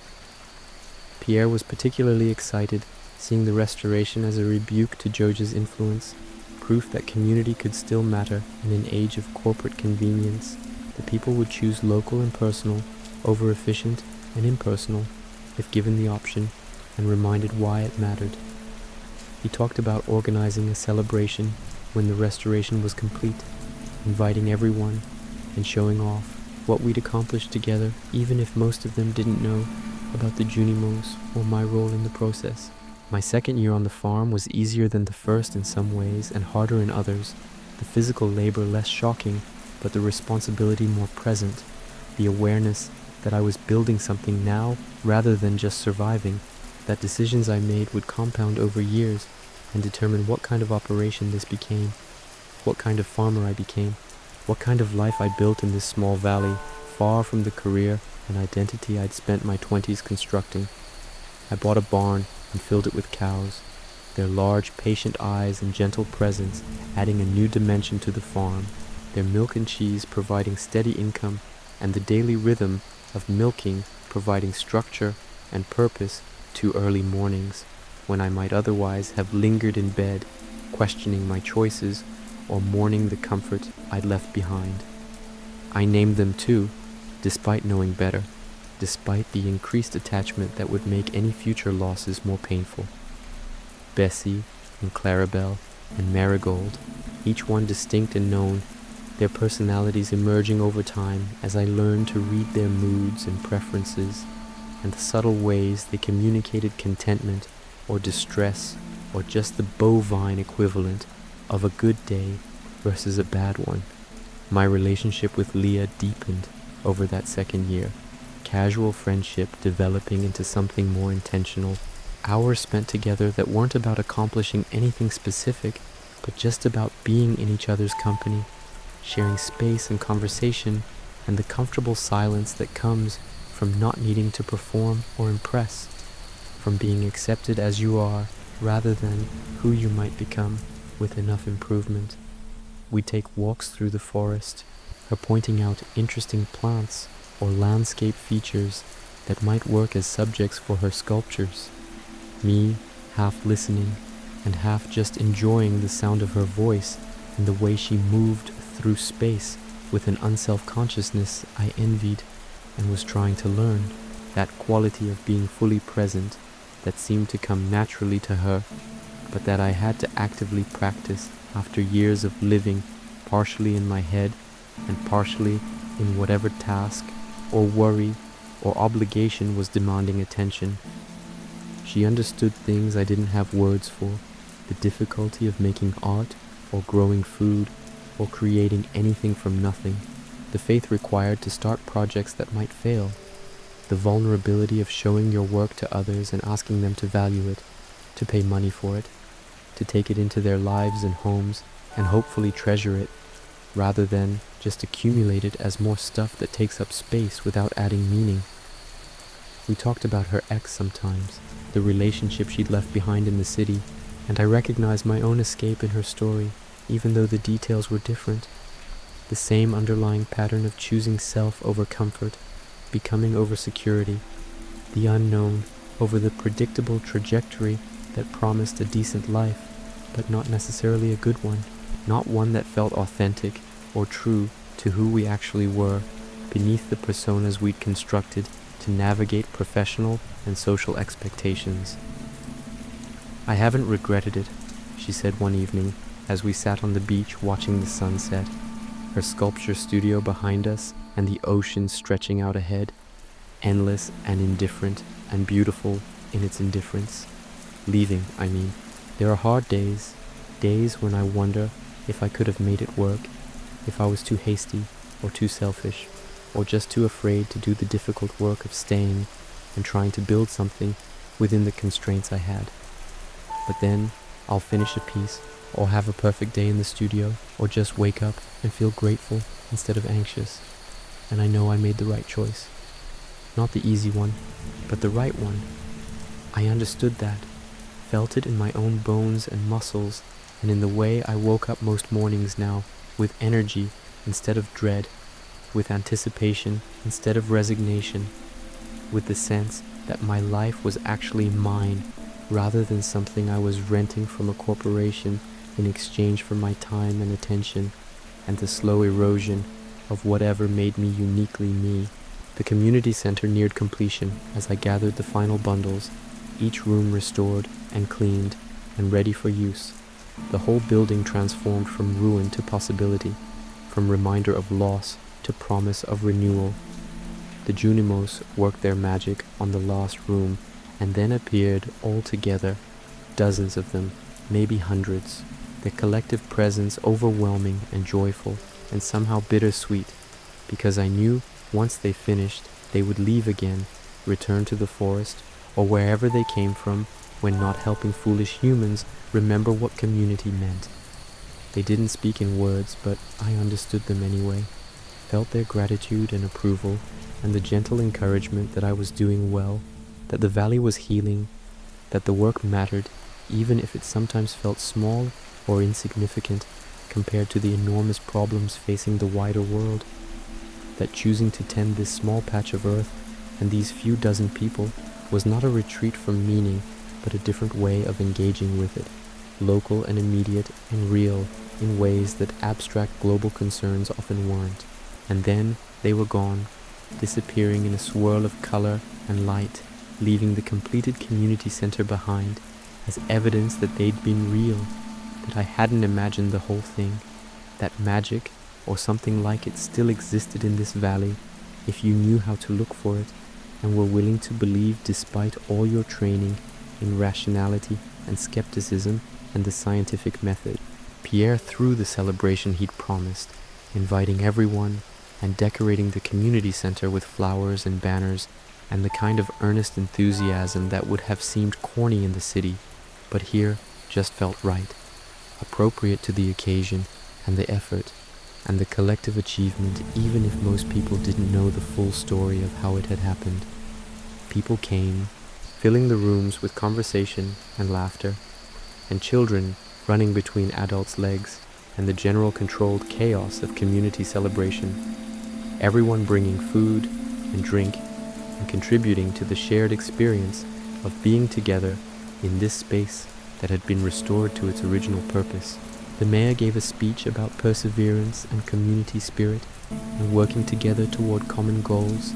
hitting the expected notes and saying the things politicians say at such events, but his eyes kept finding mine across the room, and there was something there, recognition maybe, or gratitude, or just acknowledgement that I'd played some role in making this happen, even if the specifics remained mysterious.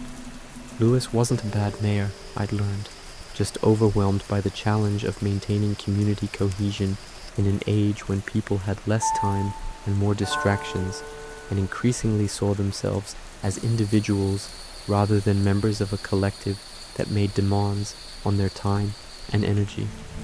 He was trying, same as all of us, to figure out how to honor the past without being trapped by it,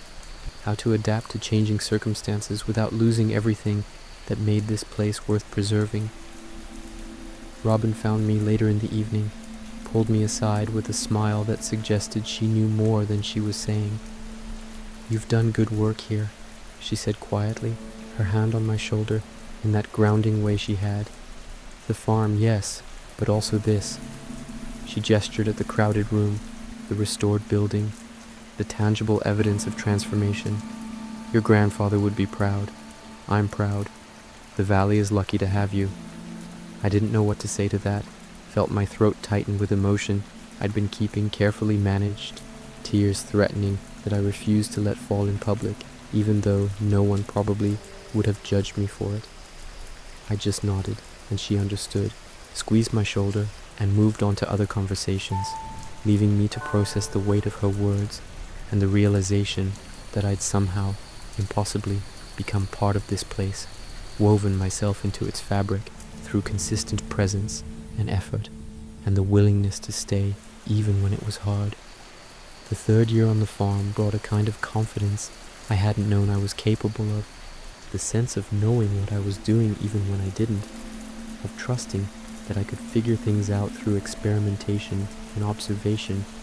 and the accumulated wisdom of repeated attempts. I expanded my operations further, adding pigs for truffle hunting and sheep for wool, and building a greenhouse that would let me grow crops year-round, no longer subject to the limitations of seasonal agriculture. The greenhouse became my favorite place, warm and humid, and filled with the rich smell of growth even in the depths of winter, a sanctuary where I could escape and just be among plants that were thriving under my care, proof that I'd learned something, that I could create conditions where life flourished rather than just survived. I planted ancient fruit there, those mysterious berries I'd discovered in my first year, and they grew with an enthusiasm that suggested they'd been waiting for exactly this environment, this combination of controlled temperature and consistent care. They produced fruit continuously once mature, week after week without replanting, some kind of magical or genetically unusual trait that made them incredibly valuable and also slightly unsettling in their defiance of normal plant behavior. The money they brought in changed everything, lifted me from barely scraping by to actually prosperous, able to afford upgrades and luxuries and the occasional splurge without anxiously calculating whether I could afford it or whether it would leave me short for some essential expense. It was a different kind of wealth than the salary I'd earned at Georgia, tied directly to my effort and my land's productivity, earned rather than simply received in exchange for time served, and somehow that made it feel more legitimate, more truly mine in a way corporate paychecks never had. I hired Shane to help with harvest seasons, watching him show up on time and work hard despite his obvious struggles with whatever demons he was fighting, his hands steady even when his eyes weren't, his commitment to the task complete even if his commitment to his own well-being seemed more tenuous. We didn't talk much while working, just moved through fields in parallel or in coordination, establishing rhythms and efficiencies without needing to discuss them explicitly.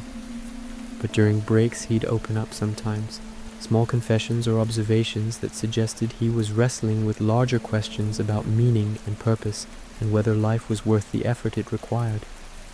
I listened without trying to fix anything, knowing from my own experience that some problems can't be solved,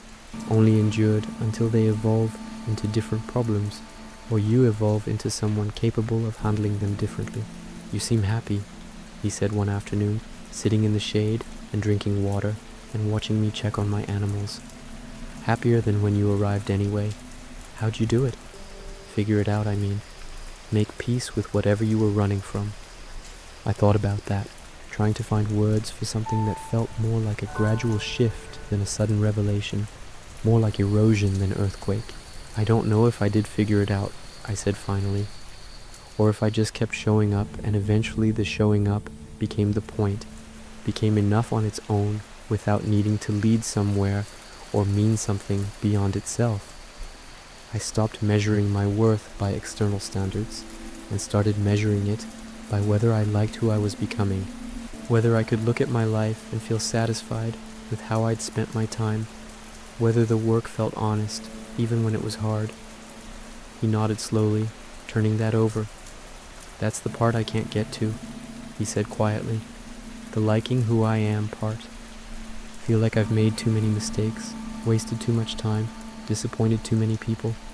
Don't know how to forgive myself enough to move forward. You don't have to forgive yourself all at once, I offered. Maybe just show up tomorrow and do slightly better than today. Then do that again the next day. Eventually, the accumulation of slightly better days becomes a life you don't hate,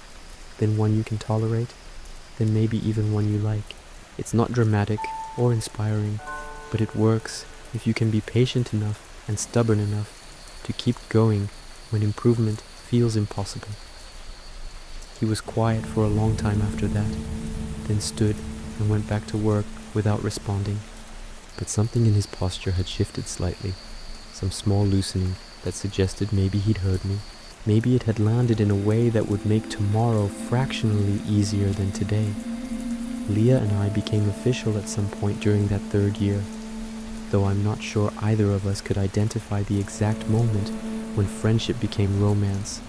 when spending time together out of interest became spending time together out of need, when the thought of her with someone else started causing a physical ache that suggested this had moved beyond casual and into territory that required acknowledgement and probably conversation about what we wanted and expected and feared. We didn't do grand gestures or dramatic declarations, just gradually allowed our lives to intertwine, spending most evenings together either at the farm or at her cottage in the forest, cooking meals and working on our respective projects in companionable silence, occasionally looking up to share observations or jokes, or just to verify the other was still there, still present, still choosing this. She understood my need for solitude in ways my ex-co-workers never had, didn't take it personally when I needed a day alone to work without interruption, or to just exist in silence without the demand of conversation or social navigation, and I understood her need to disappear into her art for hours or days, emerging vague and distracted and needing time to transition back to normal human interaction, her mind still partially in whatever creative space she'd been inhabiting. We fit, simply and completely, in a way that felt both earned and lucky, like we'd each done enough work on ourselves that we could actually participate in a relationship without expecting it to fix us or complete us or provide meaning we should have been generating independently. We were both already whole, and the relationship was just addition rather than correction, enhancement rather than rescue, two functional adults choosing to share space because it made both our lives better rather than because we couldn't imagine surviving alone. The 4th year brought marriage, a small ceremony on the beach with just close friends, and Robin officiating, because apparently she was ordained through some online ministry and had performed several valley weddings over the years, her natural warmth and genuine investment in people's happiness making her perfect for the role despite the dubious legitimacy of her credentials. Leah wore a dress she'd made herself, simple and beautiful and completely her hair adorned with wildflowers and her feet bare in the sand, her smile radiant in a way that made my chest hurt with the intensity of feeling, the sheer improbability of having arrived at this moment, after everything, after the cubicle and the desperation and the leap into unknown that had brought me here. I wore clothes Robin had helped me pick out, nothing fancy but clean and respectful and appropriate to the occasion, my hands shaking slightly as we exchanged vows we'd written ourselves, promising things that felt both traditional and unique, commitments to growth and honesty, and the ongoing work of choosing each other, even when it would be easier not to, even when conflict or boredom or the million small irritations of cohabitation threatened the larger connection we'd built. The ceremony was short, the celebration afterward longer, everyone dancing on the beach and drinking and performing the ancient rituals of wedding reception that probably hadn't changed much since humans first decided to formalize pair bonding and wanted community witness to the commitment. Emily had decorated everything, her artistic vision transforming the beach into something magical without being overdone, subtle touches of color and light that enhanced rather than overwhelming the natural beauty of the setting. Shane gave a toast that was surprisingly articulate and moving, talking about second chances and the ways people could change if they really wanted to, if they had the support and the stubbornness and the faith that tomorrow might be marginally better than today, even if today was pretty bad. He'd been sober for months by then, attending meetings in the next town over, and working with Harvey on addressing the underlying depression and trauma that had fueled his drinking, slowly building a life he didn't need to escape from quite so desperately. "I'm grateful," he said, raising his glass of sparkling cider with the other's champagne, "that this valley takes in strays and broken people and gives them a chance to become something else. That's what this place is really about. Underneath all the crops and the seasons and the small town charm, it's a place where you can remake yourself if you're willing to do the work, where your past doesn't have to determine your future, where showing up consistently eventually counts for more than whatever mistakes you made before arriving." The party continued late into the night, people eventually drifting home in ones and twos as children grew tired and adults reached their limits, leaving Leah and I alone on the beach with the sound of waves and the smell of salt air and the profound quiet that comes after celebration ends and normal life prepares to resume.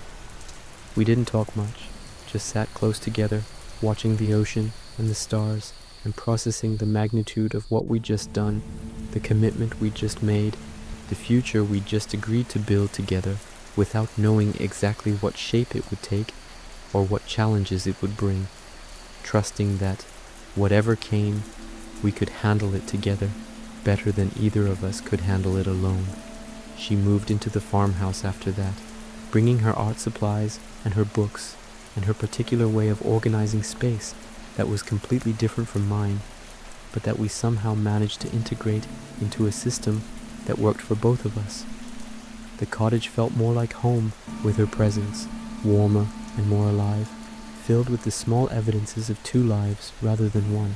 her sculptures in progress, and my farming journals, and our shared meals and conversations, and the daily negotiations of cohabitation. She set up a studio in the greenhouse during winter, when it wasn't full of crops, the warm, humid environment apparently perfect for working with certain materials, and I'd find her there sometimes covered in clay or wood dust, completely absorbed in her process, barely aware of my presence until I touched her shoulder, and she'd surface with a start, blinking like someone waking from deep sleep. The farm continued to prosper, each year building on the last, my expertise deepening and my efficiency improving, and my understanding of this particular piece of land growing more nuanced and complete. I knew which sections drained poorly and needed raised beds, which were perfect for root vegetables and which for above-ground crops, where the soil was richest and where it needed amendment. The subtle topography and microclimate variations that made each field slightly different and required slightly different approaches. I knew the rhythms of the seasons not just intellectually, but in my body and my bones, knowing without checking a calendar when it was time to plant or harvest, when to prepare for frost or expect rain, when to rest and when to push, the accumulated wisdom of attention and repetition making me finally, actually, genuinely, a farmer, rather than someone playing at farming or temporarily cosplaying a rural life before returning to the safety of urban employment. The valley itself seemed to settle around me, accepting my presence as permanent rather than provisional, the residents treating me as one of them rather than as the new person who might leave at any moment, including me in planning and gossip, and the casual intimacy of people who know each other's business and care about each other's welfare in ways that feel invasive until you realize it comes from genuine investment rather than nosiness or judgment. I served on committees and helped organize festivals and contributed to community decisions about infrastructure and development and the eternal question of how to grow without losing character, how to welcome newcomers without being overrun, how to adapt to changing circumstances while preserving whatever essential quality made this place worth protecting in the first place. The Joja Mart closed eventually, unable to compete with Pierre's once the community center was restored, and people remembered why local mattered, why personal relationships with shop owners and farmers and artisans created value beyond just price and convenience, why choosing to spend slightly more money and effort supporting neighbors was actually an investment in the kind of community you wanted to live in, rather than just a nostalgic gesture toward a past that probably wasn't as idyllic as memory suggested, but at least had certain qualities worth preserving. Shane was there the day they locked the doors, watching from across the parking lot with an expression I couldn't quite read, something that might have been relief or regret or both, the end of something that had provided income and structure even as it drained his soul, complicated feelings about the closing of a place he'd hated but depended on, that had employed him when he needed it, even if it had also represented everything wrong with modern corporate culture. Morris, the manager, left without ceremony, presumably reassigned to another failing Joja location in another small town they were trying to subsume into their corporate empire, his brief presence in the valley leaving little trace beyond the empty building that would eventually be repurposed into something more aligned with community values and needs. The old Joja building became a community arts center eventually, Leah spearheading the conversion and renovation, transforming the sterile corporate space into something warm and welcoming. Studios for artists and classrooms for workshops and a gallery for exhibitions, the whole thing funded by grants and donations and the collective will of people who believed art mattered and wanted to support its creation and appreciation. It felt like victory, like proof that we'd chosen correctly, that community and local and personal could actually win sometimes against the forces of standardization and efficiency and the corporate logic that reduced everything to profit margins and market share. It was a small victory in the grand scheme of things, one valley resisting one corporation's encroachment, but it mattered to us, to the people who lived here and had decided this was worth fighting for in the small daily ways that constitute actual resistance rather than just performative outrage. Years passed, seasons cycling and cycling, each one both unique and part of the eternal pattern, spring giving way to summer, giving way to fall, giving way to winter, and then back to spring again, the endless repetition somehow never becoming boring because each iteration brought its own challenges and surprises and small variations on the theme. My body changed, muscles settling into their work-hardened shapes, hands permanently calloused, my skin weathered from constant exposure to sun and wind and rain, the physical evidence of outdoor labor making me look older than my actual years, but also somehow more real, more substantial, more grounded in the actual world rather than the abstracted digital existence of my previous life. Leah, aged 2, grace lines appearing around her eyes and mouth, her hands scarred from working with sharp tools and rough materials, both of us wearing our years and our work on our bodies in ways that felt earned rather than unfortunate, evidence of lives actually lived rather than carefully preserved against the ravages of time and experience. We talk sometimes about children, whether we wanted them or whether our creative work in the farm and the community were enough. whether we needed to create new humans to feel fulfilled, or if we could build meaningful lives through other forms of creation and contribution. We never came to a firm conclusion, leaving it open as something we might choose later or might not, refusing to let external pressure or biological timelines force a decision before we were ready. The farm became legendary in certain circles. Other burned-out corporate workers hearing somehow about my transition and reaching out for advice or inspiration, or just the permission to believe that escape was possible, that choosing differently wasn't just a fantasy, but something actual humans could actually do if they were willing to accept the trade-offs and do the work. I tried to be honest with them, not romanticizing the difficulties or pretending farming was easy or that rural life solved all problems, but also not downplaying the genuine satisfaction and meaning I'd found here, the sense of building something real with my own hands and effort, of participating in ancient human work that connected me to countless generations who'd also tended land and grown food and found purpose in the patient transformation of soil and seed into sustenance. Some listened and made their own leaps, showing up in the valley or in other small farming communities, bringing their own stories and struggles and slowly building the same kind of life I'd built, discovering their own versions of peace and meaning and the particular exhaustion that comes from honest physical labor. Others listened and decided it wasn't for them, that they needed different solutions to their corporate despair, that their path to fulfillment lay in other directions, and that was fine too. There was no single answer that worked for everyone. The community center thrived, hosting regular events and gatherings and becoming once again what it had been designed to be, a heart that pumped social connection and collective identity through the valley's small population, reminding everyone regularly that they were part of something larger than their individual lives and concerns, that their choices affected others, and others' choices affected them in the intricate web of interdependence that constitutes actual community rather than just geographic proximity. I stood in it sometimes, usually alone in the early morning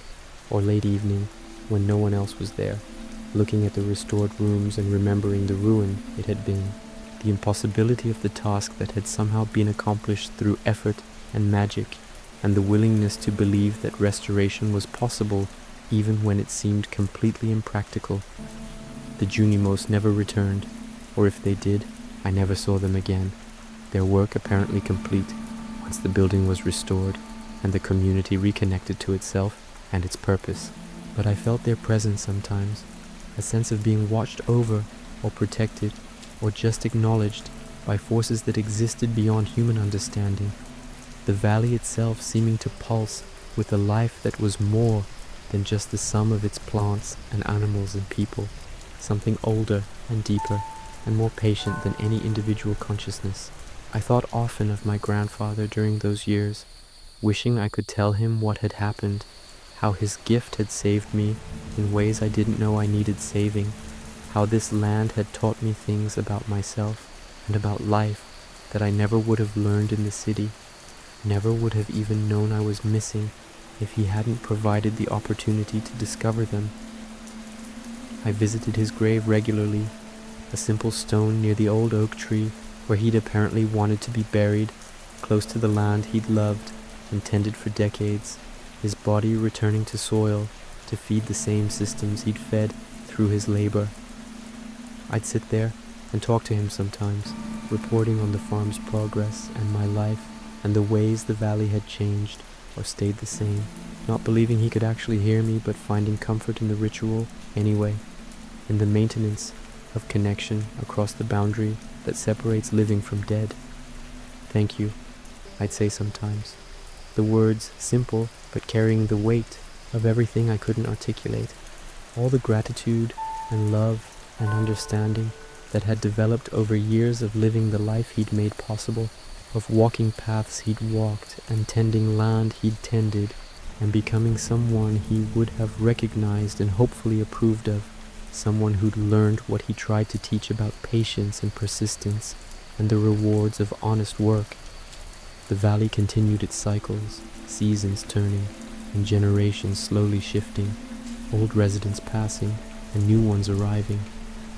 The eternal dance of community maintaining itself through change and adaptation while holding on to whatever core identity made it distinctly itself rather than just any random collection of people happening to occupy the same space. I grew older, not old, but no longer young, existing in that middle space where your body still mostly does what you ask of it, but reminds you increasingly that there are limits, that time is passing, that the future is actually finite, even if it seems endless when you're young and convinced of your own immortality. But I didn't fear it, that aging and eventual ending. Didn't feel the panic I might have felt in my previous life, where time was always running out, and I was always behind, and death felt like the ultimate failure rather than just the natural conclusion of the cycle. Here, surrounded by growing things that lived and died and fed the next generation of growth, death seemed less like ending and more like transformation, another part of the pattern rather than an aberration or tragedy. I had built something here,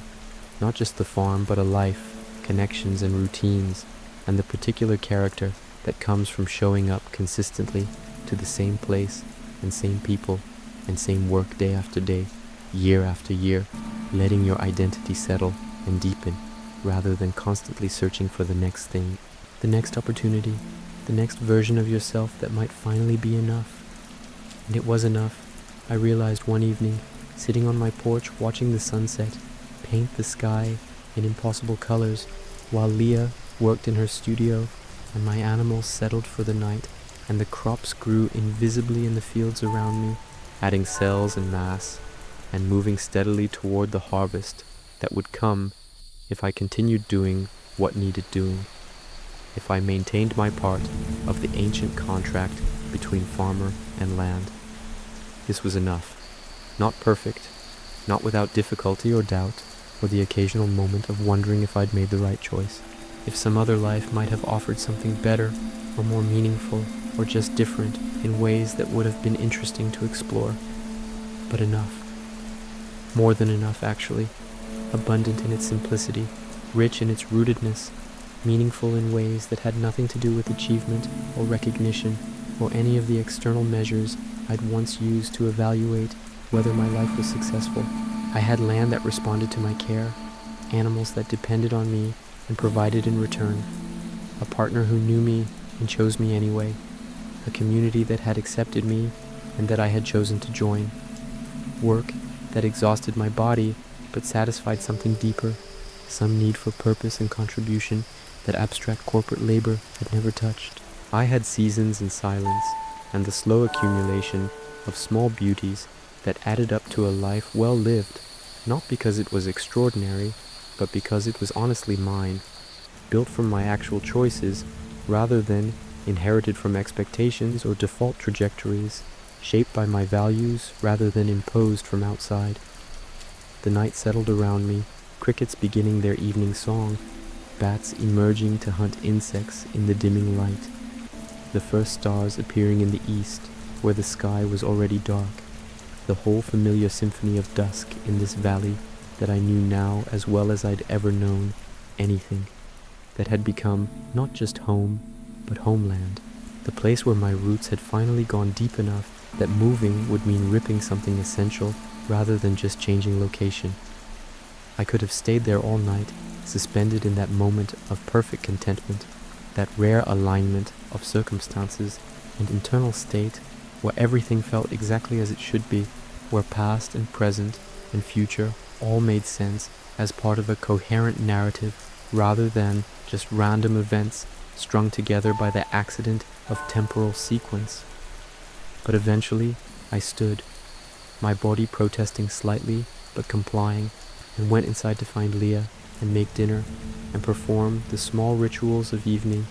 that would lead to sleep, and then tomorrow, and then the next day, and all the days that would follow, each one bringing its own work and its own rewards and its own small additions to the ongoing project of this life we were building together in this valley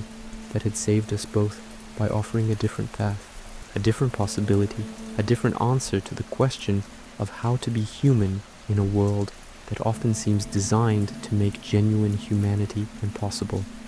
And in the morning, I would wake with the sun and make coffee and check on my crops and animals and begin again the work that was never quite finished, because that's the nature of farming, of life, of any endeavor worth committing to, that it continues and evolves and demands your presence and participation day after day after day, not as punishment, but as opportunity, as invitation, as the very structure that makes meaning possible in a universe that offers none except what we create through our choices and commitments and the patient accumulation of effort towards something larger than ourselves. This was the peace my grandfather had known, had tried to describe, had preserved for me through his gift of land and possibility. Not the absence of difficulty, but the presence of purpose. Not the elimination of struggle, but the assurance that the struggle meant something, contributed to something, built towards something real and lasting and good. Not ease, but meaning. Not comfort, but authenticity. Not success by any conventional measure, but the deeper success of knowing that your life reflects your values, that your work serves purposes you actually care about, that when you look at what you've built and who you've become, you can honestly say, yes, this is what I wanted, this is who I chose to be, this is the life I meant to live. And so I lived it, one day at a time, one season following another, one year building on the last, the endless patient cycle of planting and growing and harvesting and resting, and then beginning again, forever, and for as long as I was given, in this valley that had become my home, and my purpose, and my peace. This small plot of earth where I had finally, impossibly, miraculously learned what it meant to be fully alive. The years that followed took on a quality that's difficult to describe to anyone who hasn't experienced it, a kind of temporal thickness where time moved both faster and slower simultaneously, weeks disappearing in the blur of routine work, while individual moments expanded into something vast and unhurried, each sunset lingering long enough to be truly seen, each conversation with a neighbor unfolding without the pressure of needing to be elsewhere, each morning offering itself completely without competition from the artificial urgencies that had once defined my days. I watched the valley change in subtle ways that only become visible across years rather than months. The gradual shift in which trees dominated certain hillsides as some species thrived and others declined. The slow erosion of paths and the equally slow establishment of new ones as people's patterns shifted, the way buildings aged and were maintained or not maintained, paint fading and wood weathering, and the whole physical infrastructure of the community settling into itself the way old people settle into their bodies, comfortable with imperfection and focused on function over appearance. Jazz and Vincent grew from children into teenagers and then young adults, their transformations shocking each time I noticed them, after periods of being too absorbed in my own concerns to pay attention, the way they suddenly had height and opinions and complicated inner lives that spilled out in occasional conversations when they needed advice or just someone to listen who wasn't their parents and therefore couldn't disappoint in quite the same personal way. Penny continued teaching them and the occasional other child who arrived in the valley, her small makeshift classroom in the library expanding into something more formal as the community recognized the need and allocated resources, her patient dedication to education in a place where education often took a back seat to more immediate practical concerns, making her something like a saint in my assessment, someone living out their values even when it would be easier not to, even when the rewards were invisible and the thanks infrequent. Harvey's clinic saw more use as the population aged and bodies began failing in the ways bodies inevitably do, knees and backs and hearts, and the thousand small betrayals of flesh that remind us we're temporary even when we'd prefer to forget. He handled it all with quiet competence and genuine compassion, making house calls when necessary and never mentioning payment when people couldn't afford it. His medical practice more calling than career, more service than business. The kind of doctor who seemed to belong to an earlier era when the relationship between healer and patient was personal rather than transactional. I found myself in his office occasionally. Nothing serious but the accumulation of minor injuries and the wear that comes from decades of physical labor, my body requiring more maintenance as it aged, more attention to warm-ups and stretching, and the proper technique that I'd ignored when I was younger and more resilient. He'd examine me with gentle thoroughness and offer advice I'd mostly follow, both of us understanding that perfect compliance was impossible when you had a farm to run and work that couldn't be postponed just because your shoulder hurt or your back was tight. "You're aging well," he told me once, and something in the way he said it suggested he wasn't just talking about physical health, but some larger assessment of how I was moving through life, how I was handling the process of becoming older and presumably wiser, though wisdom felt like something other people had, and I was still just figuring out day by day. The land taught me things that no book or person could have conveyed, lessons that had to be experienced directly through repetition and attention and the slow accumulation of observation over seasons and years. I learned to read the sky not just for weather, but for the quality of light that predicted how the day would unfold, learned to sense when plants were stressed before they showed visible symptoms,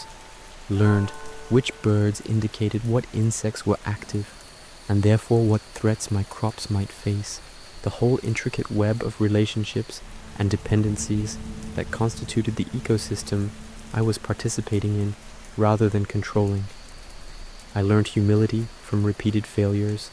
from crops that died despite my best efforts, from weather that destroyed careful planning, from the 1,000 ways that nature reminded me I was a guest here rather than a master, that my role was to work with the land's existing patterns rather than impose my will upon it, that success came from observation and adaptation rather than force and dominance. There was a particular winter, I think it was the 7th or 8th year, though time was becoming increasingly fluid in my memory, when snow fell heavier than anyone remembered in decades, covering the valley in drifts that made travel impossible for days, trapping everyone in their homes with whatever supplies they'd managed to accumulate before the storm hit. The electricity failed on the second day, power lines down somewhere under the weight of ice and snow, leaving us without heat or light or any of the modern conveniences that had become so normalized we forgot to think of them as luxuries rather than necessities. Leah and I huddled near the wood stove, grateful for the fuel I'd been stockpiling for years out of some instinct or paranoia or just the farm habit of preparing for worst-case scenarios, burning through our reserves to maintain a small bubble of warmth in a world gone cold and dark and somehow more real for that darkness, more immediate, more demanding of presence and attention and the basic competence of survival. We talked during those days more than we had in months, conversation flowing in a way it sometimes didn't when we were both absorbed in work and tired at day's end, the enforced stillness creating space for words and thoughts that usually got buried under more urgent concerns. We talked about our childhoods and our dreams and our fears, about what we hoped the next decades would bring and what we worried might happen as we aged and eventually faced whatever endings awaited us, about whether we'd lived well and whether living well even had a definition beyond subjective assessment. I realized during those conversations that I knew her in ways I'd never known anyone, that the years of daily proximity and shared experience had woven our lives together so thoroughly that separating them would be not just difficult, but almost meaningless, that I didn't know anymore where my story ended and hers began, where my memories were purely mine versus shaped by her retelling and interpretation, where my identity was independent versus formed in dialogue with who she saw me as and reflected back to me. It was both comforting and slightly terrifying, that degree of intimacy and interdependence, the way we'd become something like a single organism with two bodies, our needs and rhythms synchronized, our plans always plural rather than singular, our futures inextricable in ways that meant her suffering would be mine and my joy would be hers, and neither of us could imagine it any other way, even if sometimes we chafed against the constraints of that binding. The storm eventually passed, the sun returning with an intensity that seemed aggressive after days of gray, the snow beginning its slow melt, and the world gradually thawing back into mobility and connection. Neighbors emerged to check on each other, sharing food and stories, and the particular camaraderie that comes from weathering difficulty together, from being reminded that we need each other in ways we can forget during easier times when self-sufficiency seems not just possible, but preferable. Robin organized a community gathering once the roads were clear, half celebration and half accounting, making sure everyone had survived without serious harm, redistributing supplies from those who had excess to those who'd run short. The informal social safety net that communities create when they're small enough and connected enough to know who needs what and care enough to provide it without the bureaucracy and means testing that characterizes official aid programs. We need to be better prepared, she said to the assembled group, not criticizing but stating fact, observing that this storm had caught us off guard and the next one might be worse, that climate was changing in ways we didn't fully understand yet, but whose impacts were becoming impossible to ignore. We need community supplies, redundant systems, plans for how to communicate when power and phones are down, agreements about who checks on who and who provides what services in emergencies. It was unsexy work, planning and preparation, the kind of thing that never feels urgent until it's too late. But the valley took it seriously in the way small communities often do when they can't rely on distant authorities to rescue them, when self-reliance has to be collective rather than individual, because individuals are too fragile and limited to handle serious challenges alone. I volunteered to help coordinate some of it, using skills from my corporate past that I'd thought I'd abandoned, but which turned out to be useful when applied to purposes I actually cared about. When the spreadsheets and project plans were in service of community resilience rather than quarterly profits, when the meetings were with neighbors I knew and liked rather than colleagues I tolerated for 8 hours before fleeing. The work was satisfying in unexpected ways, creating systems and redundancies and plans that would probably never be used, but whose existence provided security and peace of mind, knowing we'd thought through scenarios and prepared responses and wouldn't be caught completely flat-footed when the next crisis inevitably arrived. My relationship with farming evolved over those middle years from something I was learning to something I simply was, the distinction between farmer and person dissolving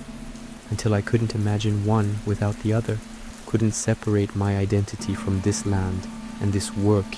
in any meaningful way. I wasn't someone who farmed, I was a farmer, the noun rather than the verb, the being rather than the doing,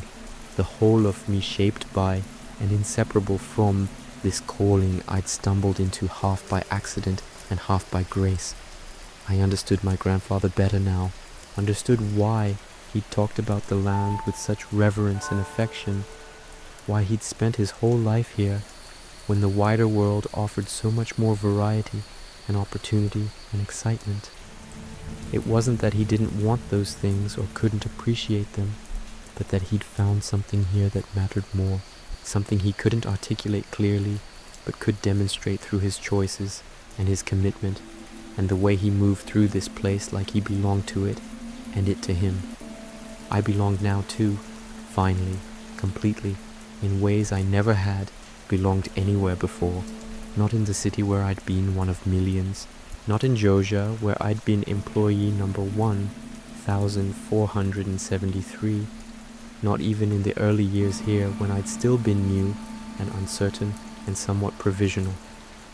I belonged now the way trees belong to forests, the way rivers belong to valleys, the way anything belongs when it's been in one place long enough and put down roots deep enough that removing it would leave a hole, an absence, a wound that would take time to heal.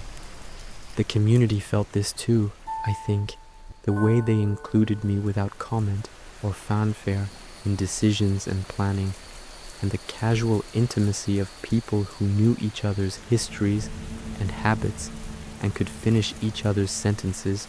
not because they were all identical, but because they'd spent enough time together to learn each other's patterns and predict each other's responses. I was no longer the new farmer, or the guy who used to work at Joja, or the one who married Leah, though those things were still true and still part of my story.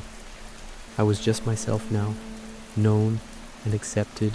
and woven into the fabric of valley life in ways that felt both ordinary and profound, both completely natural and also miraculous, given where I'd started and how unlikely this whole transformation had been. Gus hired me occasionally to provide produce for the saloon, my crops supplementing his menu and giving me another revenue stream, and him access to vegetables fresher and better quality than anything he could get from the shipping suppliers who serviced remote areas like ours. We developed a comfortable working relationship, his orders giving me targets to plan around, and my deliveries arriving with the reliability that let him plan his menu without anxiety about whether ingredients would be available when needed. I'd often stay for a drink after dropping off deliveries, sitting at the bar and talking with whoever else was there, the conversations ranging from weather and crops to philosophy and politics, and the eternal question of whether life in the valley was better than life elsewhere, or just different in ways we preferred because we'd chosen it, and therefore needed to justify that choice to ourselves. The answer was both, I decided, or maybe neither, or maybe the question itself was wrong, and comparison was just another way we tortured ourselves by imagining counterfactual lives instead of fully inhabiting the one we actually had. Better to just be here, doing this, building this life day by day, without constantly measuring it against some imagined alternative that existed only in speculation and fantasy. Elliot arrived in the valley during those middle years, a writer seeking isolation and inspiration, moving into the old beach cabin and proceeding to spend most of his time staring at the ocean or at blank pages, wrestling with whatever demons or muses writers wrestle with when they're trying to create something from nothing, trying to transform the chaos of experience and imagination into coherent narrative. We became friends slowly, bonding over our shared history of leaving professional urban lives for something harder but more meaningful, him from publishing in the city and me from corporate work, both of us choosing authenticity over comfort, both of us discovering that the choice was harder than we'd expected, but still worthwhile,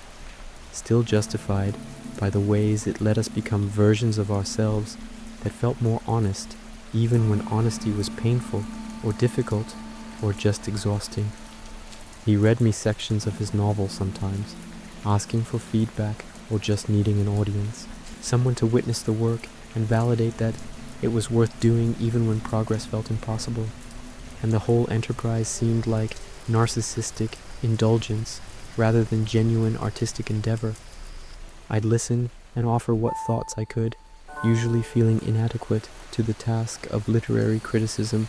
but trying anyway because that's what friends do, show up and pay attention and offer what they can, even when they're not entirely sure they understand what's being asked. "Your farming is like my writing," he said once, drunk on wine and melancholy and the particular despair that comes from spending 8 hours producing one paragraph that you're not even sure is good. We're both trying to create something from raw materials, both dependent on processes we don't fully control, both subject to forces beyond our understanding that determine whether what we've made flourishes or fails.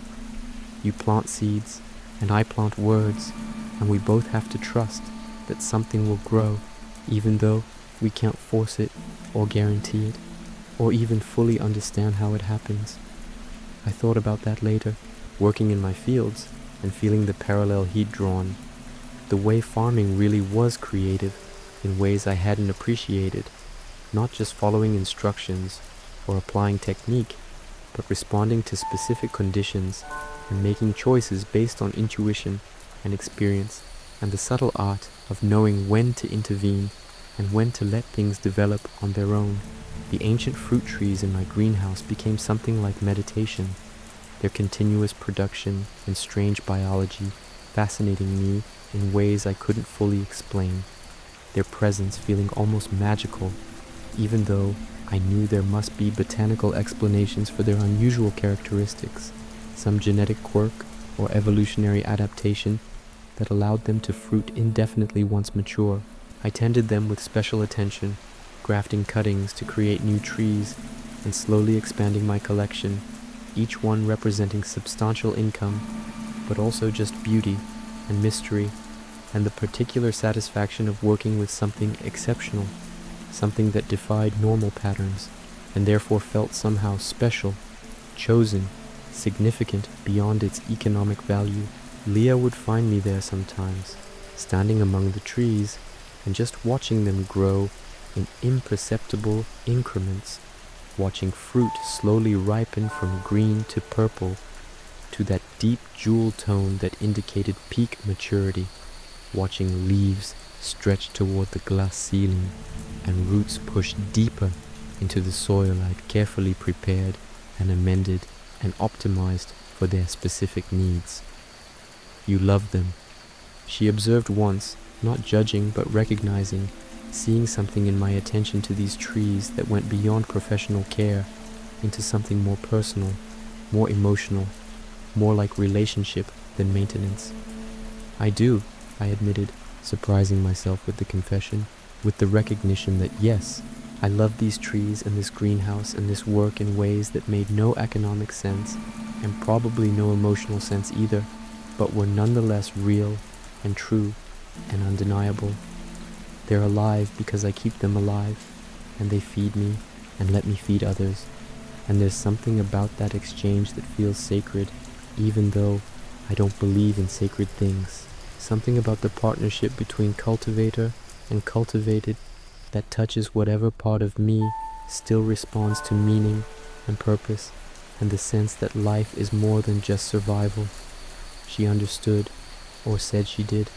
and I believed her because she had her own version with her art, her own relationships with materials and forms, and the creative process that went beyond technique into something that couldn't be fully rationalized or explained, that just was and had to be accepted as part of who she was and what made her life feel worth living. We talked sometimes about legacy, what we were building that would outlast us, whether anything we did actually mattered in the grand scheme of cosmic indifference, or whether mattering itself was a human invention we clung to because the alternative was too bleak to contemplate. I didn't have answers, just the sense that the farm would continue after me if I chose someone worthy to inherit it, that my improvements in systems and knowledge would flow forward into future seasons and future farmers, that the work had meaning, even if that meaning was local and temporary, and would eventually be forgotten, as all things are forgotten, given enough time. The flower dance each spring became one of my favorite events, the whole valley gathering to celebrate renewal and courtship, and the eternal optimism that comes with warming weather and longer days, and the sense that whatever had gone wrong last year could be corrected this year, that fresh starts were always possible when the seasons turned and the earth remembered how to be generous again. I'd dance with Leah in the practice steps we'd learned over years of attendance, our bodies moving in synchronization that required no thought or effort, just the accumulated muscle memory of repeated motion, spinning and stepping and returning to each other over and over in the pattern the dance prescribed, symbolic and beautiful and slightly silly, but also genuine in its celebration of connection and commitment, and the choice to keep choosing each other despite or because of how well we knew each other. Young couples would attend, hoping to find partners or deepen relationships, the ritual serving purposes beyond just entertainment, creating structured opportunities for courtship in a community too small to support the anonymous dating culture of cities, where everyone knew everyone and privacy was scarce and relationships developed in full view of people who would remember and remind and hold you accountable for whatever commitments you made. I liked that, actually, the accountability and witnessing, the way community saw and remembered and cared about what happened to its members, the way you couldn't just disappear or reinvent yourself or pretend your past didn't exist, because the past was right there in the people who'd known you through it and would bring it up in casual conversation or knowing looks or just the particular quality of their attention. It kept you honest in ways city anonymity didn't, forced you to actually deal with mistakes and conflicts and the messy reality of being human among other humans, rather than just moving to a new neighborhood or finding a new social group when the current one became uncomfortable or inconvenient. Haley transformed during those years from someone I'd barely tolerated to someone I genuinely respected. Her journey from superficial and judgmental to thoughtful and committed, playing out slowly enough that I almost missed it, noticed only in retrospect that she'd become someone who showed up for community events and volunteered for difficult tasks and generally demonstrated character that her younger self would have mocked as unsexy and boring. She and Emily had always been close despite their differences, but their relationship deepened into something that looked from outside like genuine friendship beyond just sisterly obligation. The two of them supporting each other through respective challenges and changes in the ongoing work of becoming whoever they were meant to be. "I apologized to you once," Haley said to me at some community gathering, both of us slightly drunk and therefore willing to have conversations we'd normally avoid, "for being such a superficial bitch when you first arrived. I was judging you for running away from your old life, without realizing I needed to run away from mine, from the person I was pretending to be because I thought that's what I was supposed to want. You showed me it was possible to choose differently, even if I didn't realize it at the time." I barely remembered whatever she was referring to,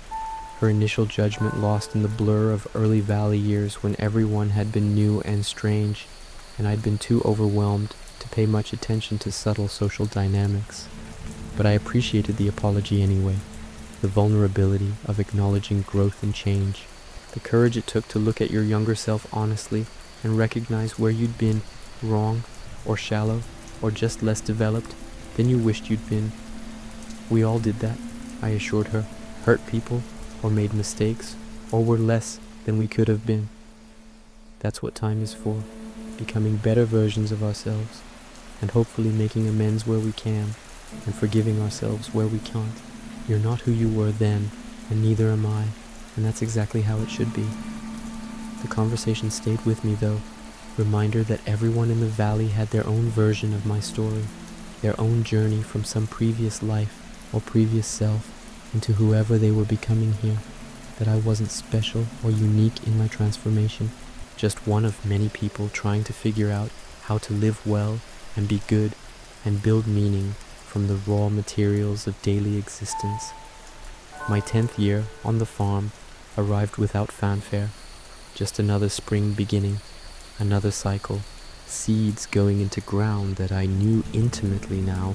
plants growing in soil I'd been amending and improving for a decade, systems humming along with the efficiency that comes from repetition and refinement and the patient optimization of processes over time. But it felt significant anyway, a milestone that marked something even if I couldn't articulate exactly what, some transition from provisional to permanent, from becoming to being, from proof of concept to established fact. I'd been here long enough now that nobody remembered me as new, that my presence was assumed rather than noteworthy, that I'd outlasted several other attempted transitions by people who'd arrived excited and left discouraged when reality didn't match expectation. I'd stayed through difficulty and doubt and disaster and the thousand small challenges that tested commitment and competence and whether this was really what I wanted or just what I'd convinced myself I wanted to avoid admitting I'd made a terrible mistake. I'd stayed and built and grown and become someone I actually liked, someone I respected, someone whose reflection in the mirror met my eyes without flinching or looking away in shame or disappointment. That alone felt like victory, like success by the only measure that ultimately mattered, the internal assessment of whether you could live with yourself and your choices, whether you'd become someone you'd want to know if you met them as a stranger, whether the person you were matched the person you'd hoped to become when you stepped off that bus and looked at these overgrown fields and decided to try. Leah organized a quiet celebration, just us and Robin and a few close friends, dinner at our farmhouse with food I'd grown, and wine from the valley's small vineyard, and the comfortable conversation of people who knew each other well enough that silence wasn't awkward and topics could range freely without the careful navigation of new relationships.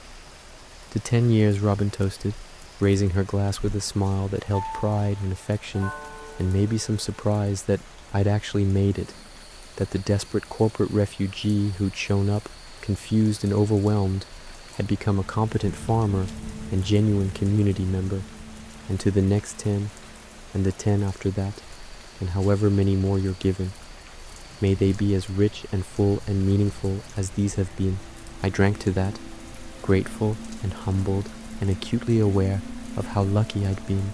how many things had to go right for me to end up here doing this, living this life that fit me so much better than any I could have designed deliberately, how close I'd come to staying in that cubicle until it killed whatever part of me that could still feel joy or hope or the simple pleasure of sun on skin and soil under fingernails.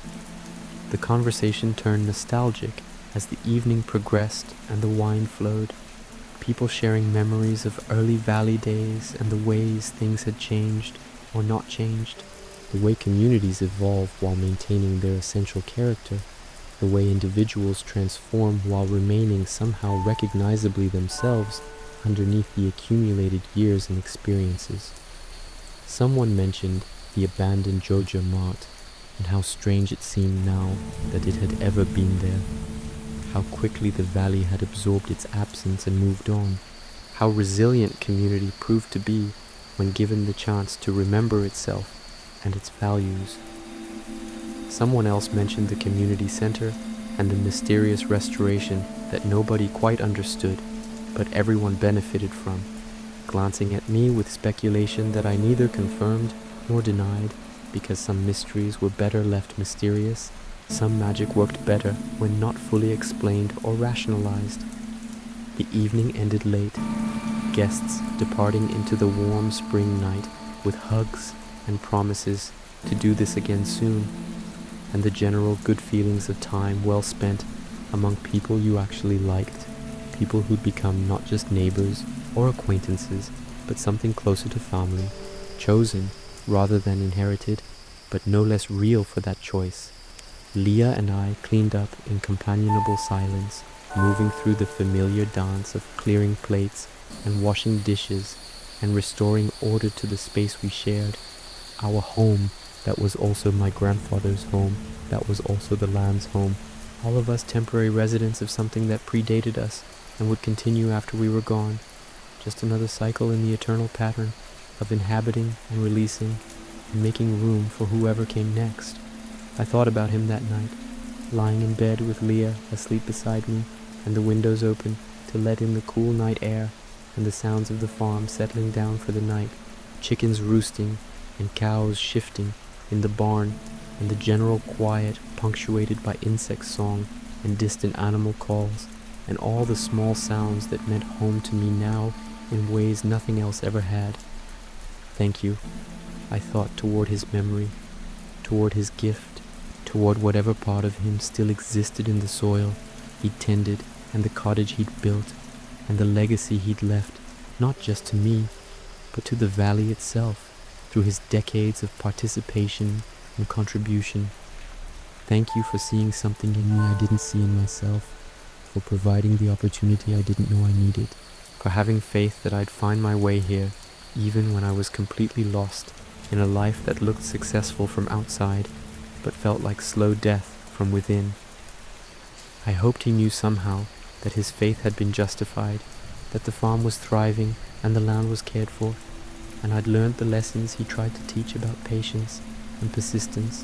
and the rewards that come from honest work honestly done. I hoped he'd be proud of what I'd built and who I'd become and the ways I was trying to honor his memory, not through grand gestures, but through the daily choice to show up and do the work and treat this place and these people with the respect and care they deserved. Sleep found me eventually, pulling me down into dreams of soil and seeds and the eternal optimism of spring, the faith that what you plant will grow if you tend it properly, that care and attention and consistent effort compound into results, that tomorrow always offers another chance to do slightly better than today, that the work is never finished but also never wasted, that every season matters even if its importance only becomes clear years later when you look back and see the pattern you were creating without fully realizing it. And so the years continued, each one both unique and part of the larger pattern, each season bringing its challenges and its rewards, each day another opportunity to participate in the ancient human work of coaxing food from soil and meaning from effort and connection from proximity. The farm prospered, and I prospered with it, not wealthy by any external measure, but rich in the ways that actually mattered, abundant in time and purpose and relationships, and the deep satisfaction of work that aligned with values, life that reflected choice rather than default, days that felt full rather than just busy. I was no longer running from anything, no longer fleeing fluorescent lights and quarterly reviews and the slow suffocation of corporate existence. I was running towards something now, or maybe not running at all, but just walking steadily forward, one foot in front of the other, one season following the last, building slowly and patiently toward whatever future awaited, trusting that the path would reveal itself step by step as long as I kept showing up and paying attention and doing the work that needed doing. This was enough. This had always been enough. I just hadn't known it yet, hadn't understood that enough wasn't something to be achieved through accumulation or advancement or the constant pursuit of more, but rather something to be recognized in what already was, in what had always been available, if only I'd known how to see it, how to value it, how to choose it over the glittering promises of success that delivered everything except satisfaction. And in the end, satisfaction was all that mattered, the ability to look at your life and feel fundamentally okay with how you'd spent your time, fundamentally at peace with who you'd become, fundamentally grateful for the opportunity to have lived at all, in whatever form that living took. I had that now. I'd found that here, and I would spend whatever years I was given tending it carefully, gratefully, with the full awareness that it was gift rather than guarantee,